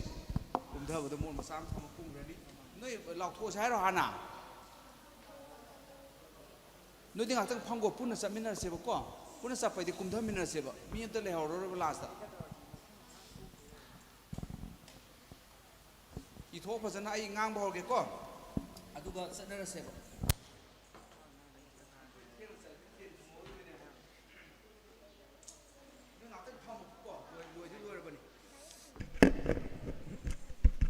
ad aina haija doise kaimnati hojiki do debate sigi kamai tawdana afaba debater oigadagi haibagi kanodu tips khara ojani ne pibi khare ko aduni ka maru oise debate ki phabamna luibo yaw sam phai maidi nganga maga sa pajike kanor mondadi luiba nga kanda judge ki observation ko ngasi judge with phanggi speaker with phanggi ba adu observation lakani ba ko adu ni amaru ise akhoi NRC ki hojike su ngang oi ba khoi akhoi ngang do noi ki performance ki matang da ne ba ko somlopna mi tare nipan gumba yam phai tare nipan gumba comparatively very good aina sum observe tawboda aduga marakta laaga latpa su yawi ko just live ki part ni tammini si process ne ba ko ka su khanjalu no ba ko ngasi yam kana tawgidaba do performance mathang dam to lore na ko si tammini ba ko mai khando aduga aina sum debate to busi ne oja am ning jing pa hai tare akhoi si ai su debate phajana yaure ba ko school de yaure khoni yaw pase school ge class 10 ada dagi oi mane rampan dagi yaure aduna aina mamang da aina su hai ba do school ge akhoi phasi takte phasi laik ti phas takte second guma ka ta ma yai thodong thirudre debate te dum phas ai debate hai ko sairing ti ba isai de haite sai di phak tare sai second room sang bu da oja do na nang isai sairing do na thire ne hai re ba ko ade dum to khre hai isai di haite ba ko se ngang su ngang de aduga debate si di phaja yaure class 10 dagi an school gumba college gumba se suti yam thai half holiday because of aina debate phas tak pani pu lai ba kap to kap ma cha pura ni pura ga principal da phas are oja ai sui tha si hai ne mayam do na ko ade half holiday pha to phe ba ko aina akhoi gi matam du gi fast ta banu pa ma engineer oi re ko na MCS tharaga amu police da kaino SP ga oi hai obri no mom thengna bada ada mana like ti phabani na sutim tha bangam gi de mana aina debate pharak panina school du bok ta adum tha mani thamile suti ha bhal de am toi tawe aina debate tarak panina ada ha hole tarodi kai gi no yamana debate fast tar mani khange school du da amai tok duna phajana yaure ba khoje yam kana ba art ni ko se science ni ha su are science and arts yam kana ba any life ki aru ba sing se ma sinaga solve to ba ya doi ni nang adu ki adu ne ba manipur ji debate wat pa da ki tholai ba pong atani manipur ji to debate to na dre ba khoi se yum du su debate to na dre school du to na dre college su debate to dre adu ga leiba ki una su assembly debate to dre debate pu to ba yong ne assembly da debate sum to doi ne ba sum to ra aroi ba assembly da parliament da la ka doi ni debate se assembly da parliament sibu assembly amasung parliament da debate phajana tawba tawdong check tawbiu ne itaw tawde ne handa ki budget ki pham gi bodu debate tawde ba ko खर ngang ga dum sutek natek lo sing mak tedi mamang da su tawte kuire manipur debate tok ta assembly da mamang da assembly phamada phamgidrabani lepo dum lo sangrabani yo ka sahi amamuki mamang ani muki mamang da assembly phamgidana adu du record na kari record na kan da assembly phamdraba nanghuro phambam da member sing se laedana speaker do phame aduga mayam sangeba lo sangre assembly do mini pala trama thoi lo sangre assembly do adudi yung akhoi gi laibak si am thidre yung any manipur gi maru oiba issue sing si assembly de pukhatlaga debate tok do ne ba khana do ne naina raga oh si odi sumaina lo ma sem masine lo do sem do ne ba ko adu tok selaptram ne ba ain khamada madu gi pothok aktani manipur da lairi se aduna mi khanbada khara phaba mi di khanbada ka leba hojik si phatte haiba nate koi haji ji aphaba mi khar khanbam changem natraga di leibak se sabana sa do ne ba ko hojik phata sabana sa re dana hidaki saningai leitre ba hidaki na sabra sa sa ga dinang po longno ro na machem je longno do mangai ba ko adu leitrabani manipur hidaki na pumba hidaki na akhoi da awa matam se handaki sahi khra si masin leitrabani ba aroi ba thang ji hidai wani ngai tre aduna sigi po nai sida khra iri masing sa min anium da hayorage aduna aseng badi yung yengbiu ko topic haire motion haire aseng badi mover na muk tok do ne aham da leiram de ba ko mover da soibam na ngasai mover do nang soi haba nate amoina hainaba to mover sigi five power position di nang na haudu se babla to haujem badi yaroi ai ko khu mover yam oire ba ko normally mover se kamai oige kanda fast ta ki mi do aduna mathang gi debate ki mover oile ba khoina wai torok pada kano mover si fast ta da bugumba ahama ngang do ina ya ta gande ba ko aduna handak fast ta ki mi do aduna mathang gi debate huji club natraga organization sinbagi debate to the man mover oidoine han sahi mang lak thokram ni ko mover se aduga mover si babala to ngang ba yadre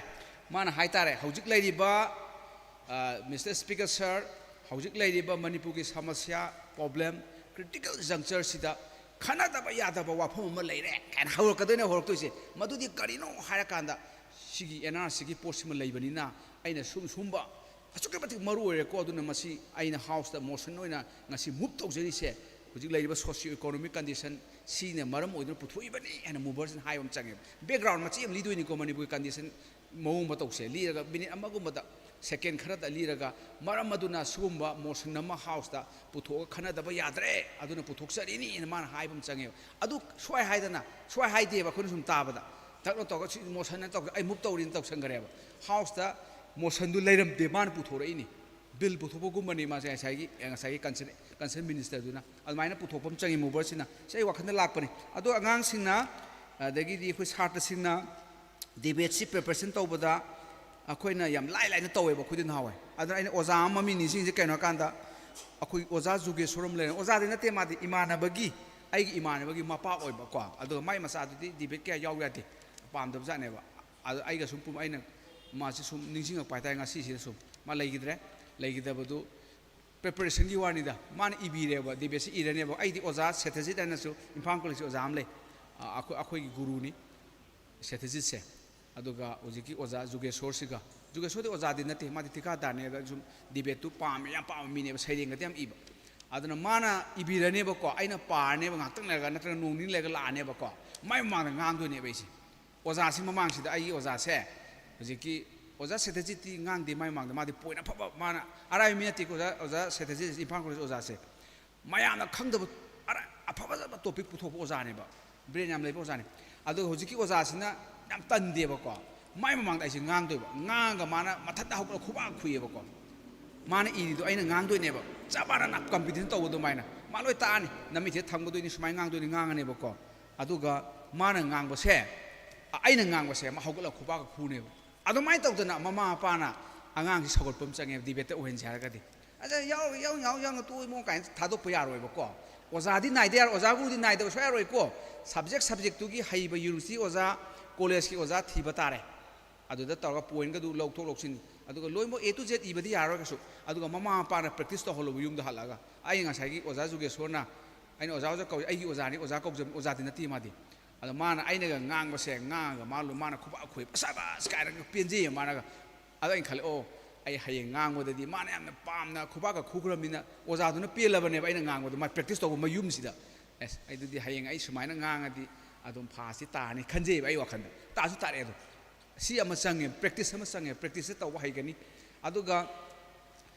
kayung kanda without practice nganga dong ni ko practice adum parangang ni dia tu di yararo point tor kan na point ju masang khai na yam nungai na ngangom sange yam nungai na ngangom lakhini ba khar haira kanda akhoi gi matam ni imana ba ko mi tranga pajana ngangi di bese kaim pa da topic se hojik piraga adagi akhoi national competition chat pa yawi ko english ta tawi ko NSS volunteer oira kanda national competition adu di topic ka pdi khudak ta piraka do phamme dana kokselani bi da ko phamani aduga topic to khudak ta pirane khudak ta ngang do ni ko duga competition za za ne ba ko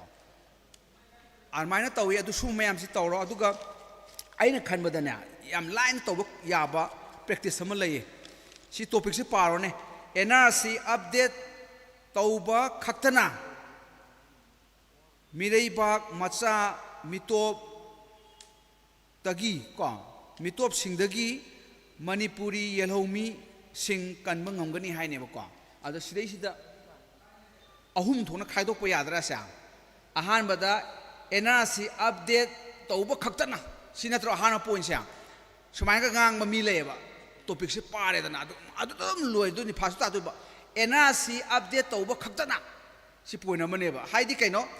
atopa means leitre haide ma si haisi natro there's no other means NRC update tauba si khakta de haine ba atopa means amte leitre haine ba ye pa yadro haya adu etek tau ya do ne ba ko NRC update tauba khaktana yes NRC update tauba sisu amadi oirongna adu khakta de nati atopa means lei means pi do ne mnu ne sima ani pire de du su phaja pot ne ba ko adu ma le ba organizer na to honing se ade mathanda mirei bak macha mitop singdagi haire aduna mirei bak macha mitop singdagi hai mina mirei bak macha mitop se kaino asi definition macha am tit launa changba amoi je khoi da threat oire hasigi samjan na doini mirei bak macha illegal immigrants se kaino foreigner se kaino definition change ba adu de law da yawarne 2005 की लो अरी बधागा 1940 की दुदी foreign act repeal तो होरे दना cow जी 2005 की लो लाए अदुदा foreigner से कइनो हाइबिसि म धक लाउन पी तारे अद इलीगल इमिग्रेशन से कइनो हाइसि म पी गदबा अदुमा लाक्तो बा अदु मागे थ्रेट से कई गदमक्ता मेरेबा मचा मयाम लाक्पसिन अखोय द थ्रेट ओइबर ओइदबर हाइदुगी अदुमदि पी गदौने अदुगी समजनर खदोइने बा को अदुगा लास्ट मणिपुरी येलोमी सिंग कनबा ngamgani हाइसे हाइदी इंडिजिनस पीपल दुने बको इंडिजिनस पीपल सी करिनो हाइसिमा टेंटकना सेंटेंस अमनी दा पीबम चंगी अदुगा ngसायम द लोय समनरदरा अमाय तौन अहुम थोंना खाइदोगा अदुम लाइन अदुम अनोइबुदि खता अंगा ओइमि तोइनी सिदा अहुम थोंना खाइदो असि टॉपिक से अदुगा अदुम पोप ताजरबने बको अमायना ngang ba स्टाइल सु लेबनी अदुमा यंगबिरो अदे अमना लो दि खरदे खंगदे आरो लो सि खतंग पलनिंग अमता पनगिद्रे NRC update to si haraga di tawdu se pakto to bu yaro ma di India gi di citizenship si constitution yawo mane ba constitution yawo citizenship ti who are the citizens at the time of commencement of the constitution commence to law to ko numita India gi citizen kana no is constitution gi phangdoi ne ba natro article yawo remember do 560 gi law 11 12 pu uidoi adu gi do ma pantare til law adu lor kanda Indian Citizenship Act 1955 lay adu makhata ni India da citizen oi ba ya da bai se constitution da nataba constitution ni matam du da citizen oi ra manataba constitution commence tor matung da citizen oi do go mayam se ko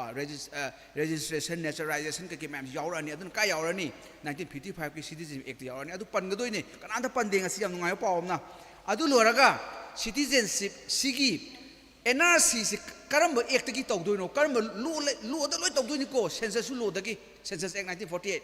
delimitation act 2002 mai makha loi tawdoini law ngaktani tawdosi aduna maming bukti panba phaidana ko NRC tawdosi rule number 3 of citizenship registration of citizens and the issue of national identity card rules 2003 Citizenship Act ki section 18 ki makha da sem rule am le ba 2003 da sigi makha da NRC tawdoini si sep de na hawam tok thokre 1951 da adune ne koina updating and haise si very clear obitare ad aseng badi ma haiba NRC si aseng badi National Register of Citizen na te ba National Register of Indian Citizen haiba ne ba ko sam NRC sakhi ba adu sidagi lok thok toine aduna rule number 3 da yaw de adu ma pandre ade amana ngasai di am ngang ba du pandi pangi da sima su palhaning ba haitare aina case ani khak leba case ahum khak sima di yam yaw sange kan amtra pande moi angang khar oi bagi ne ba du su oza da hangadi tholkane ba ko ahan ba case na Sarbaranda Sonowal against Union India case 2005 ki just om ni hel toba illegal immigrants yam sangak pa se masi aggression ni hain aggression lan ne mi war taba external aggression ni hain ba illegal immigrant yam sangaga mafam dugi demography da hong taragati that is aggression in the Supreme Court law through ba ko external aggression hai ba external aggression is India da Indian constitution da article ani yawi aman article 352 da aman article 355 da and adudi external aggression to tawrabanina state government cannot be carried on its function in accordance with the provision of constitution tawbung amaroiba aduna center na ensure togodabani state government je constitution matun leba ngak kadawni adu ngahan gadawne ba ko aduna central government obligation neba adai du da ungjan ba yaram ba jani adu khod lakta khon haibitre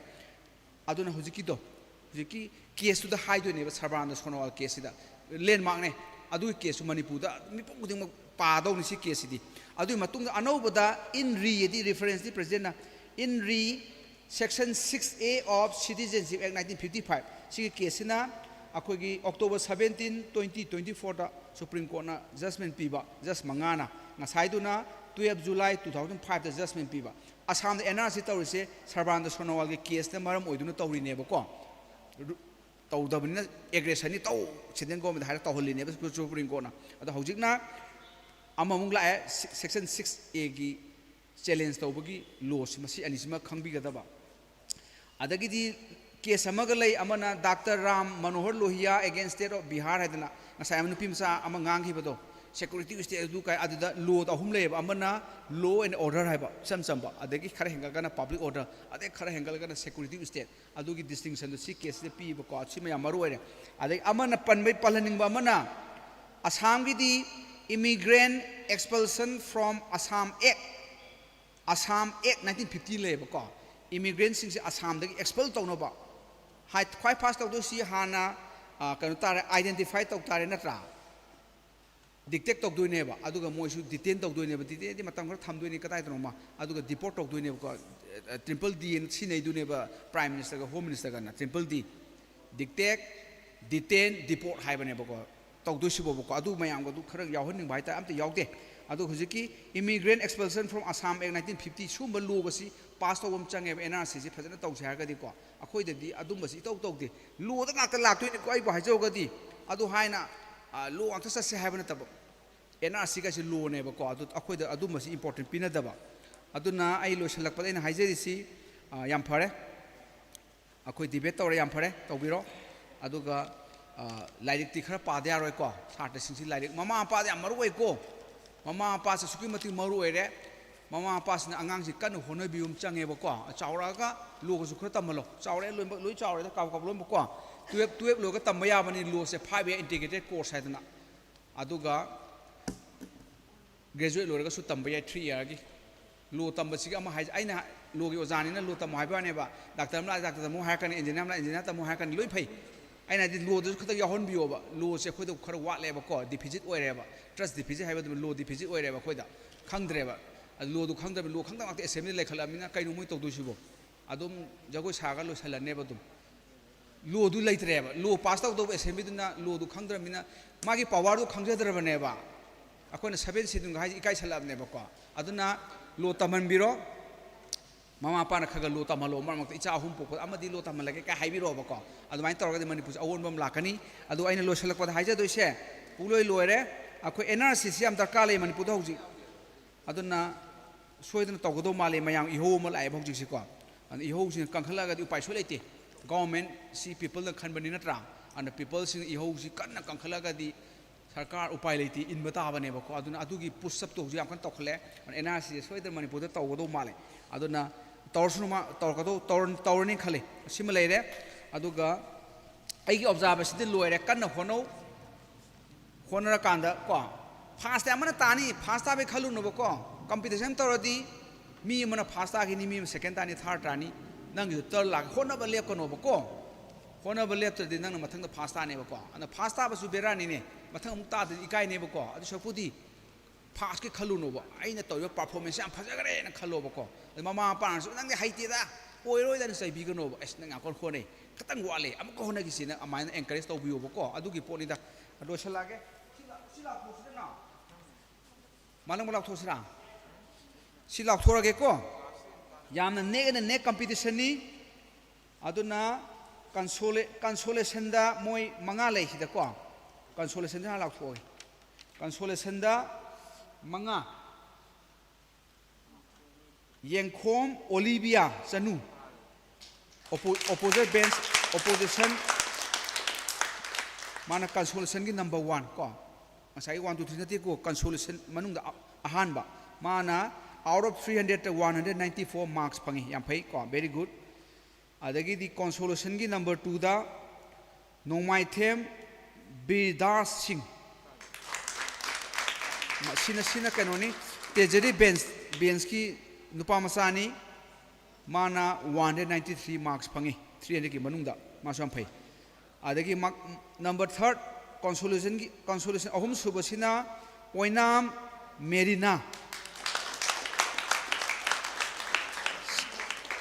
she belong to treasury bench and her score is 191 out of 300 marks masam phare very very good tare adagi 4 da ilangbam donika sanu ma 185 phange ma su treasury bench ki ni adagi di consolation number 5 subasina tian sri sanu lokrakpam ko treasury bench ki 175 phange sina consolation 5 adu hojik sina position holder first second third laukthorage third ri horsi ko khopa khuro do khoi cha khatom si loi ba number third tari sina ne 196 mark phangi out of 300 and the nupi ni mase nupi masani masi treasury bench ki member ni ko mai maming sina devi rani khetri mayu yaura ba suwang khubi 196 phangi ma yam phangi ne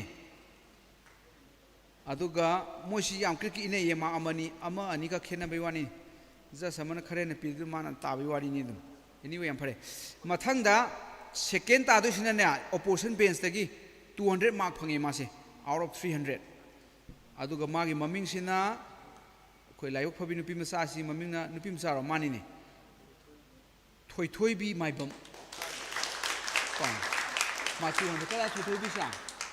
o 200 phangi nang na 300 mark nang second ta ye mak ta bo naw da lei bra ba adagi first ta ri sina ne sma su mark am ka tang khena ba only 1 mark tani khene si samna da litna bani ne ma si treasury bench gi amana tai mana mark 201 score out of 300 si su nupi masani ne nupi sing yam phare ne mai maming sina huidrom santi rani devi ko lao loire nu mem lao ko photo na me sa ko sala just nu lak piro group photo na mo sina evidence oi doine bhai documentary evidence ni lao oja di photo na me ka ko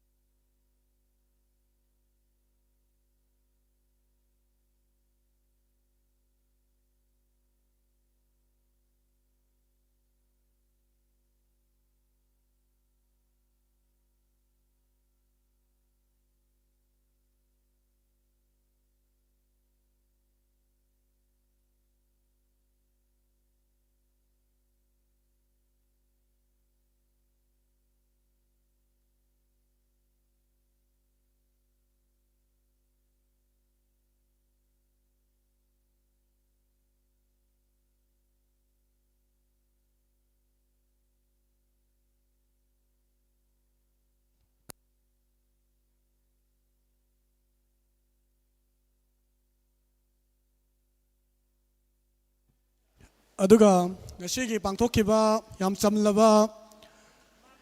debate competition ꯑꯗꯨꯗ ꯏꯁꯥ ꯏꯁꯥꯒꯤ mark scoring ꯈꯪꯖꯅꯤꯡꯕ ꯌꯥꯎꯔꯒꯁꯨ ꯁꯤꯟꯖ ꯂꯥꯡꯖꯔꯤꯕ ꯁꯣꯝꯒꯤ ꯃꯥꯏꯀꯩꯗ ꯂꯩꯁꯟꯕꯤꯔꯛꯇꯨꯅ ꯏꯁꯥ ꯏꯁꯥꯅ mark ꯀꯌꯥ ꯐꯪꯒꯦ ꯍꯥꯏꯕꯗꯨ ꯌꯦꯡꯕꯒꯤ ꯇꯟꯖꯥ ꯑꯗꯨ ꯏꯁꯥ ꯏꯁꯥꯅ ꯂꯧꯕꯤꯌꯨ ꯑꯗꯨꯒ ꯉꯁꯤꯒꯤ ꯃꯀꯣꯛ ꯃꯊꯪ ꯇꯥꯔꯛꯈ꯭ꯔꯕ ꯁꯤꯡ ꯑꯗꯨꯒꯤ ꯃꯅꯥ ꯃꯊꯨꯝ ꯌꯦꯟꯊꯣꯛꯄꯒꯤ ꯊꯧꯔꯝ ꯑꯗꯨ ꯑꯩꯈꯣꯏꯒꯤ ꯂꯥꯛꯂꯤꯕ ꯑꯩꯈꯣꯏꯒꯤ ꯑꯦꯄ꯭ꯔꯤꯜꯒꯤ ꯇꯥꯔꯤꯛ 18 ꯔꯤꯂꯥꯏꯖꯦꯁꯟ ꯗꯦ ꯅꯨꯃꯤꯠ ꯑꯁꯤꯗ ꯃꯅꯥ ꯃꯊꯨꯝ ꯌꯦꯟꯊꯣꯛꯄꯒꯤ ꯊꯧꯔꯝ ꯑꯗꯨ ꯄꯥꯡꯊꯣꯛꯆꯒꯅꯤ ꯃꯔꯝ ꯑꯁꯤꯅ ꯃꯇꯝ ꯆꯥꯅ ꯂꯦꯡꯊꯣꯛꯄꯤꯔꯛꯅꯕ ꯍꯥꯏꯗꯨꯅ ꯁꯤꯟꯖ ꯂꯥꯡꯖꯔꯤꯕ ꯃꯥꯏꯀꯩꯗꯒꯤ ꯍꯟꯅ ꯈꯪꯍꯟꯖꯔꯤ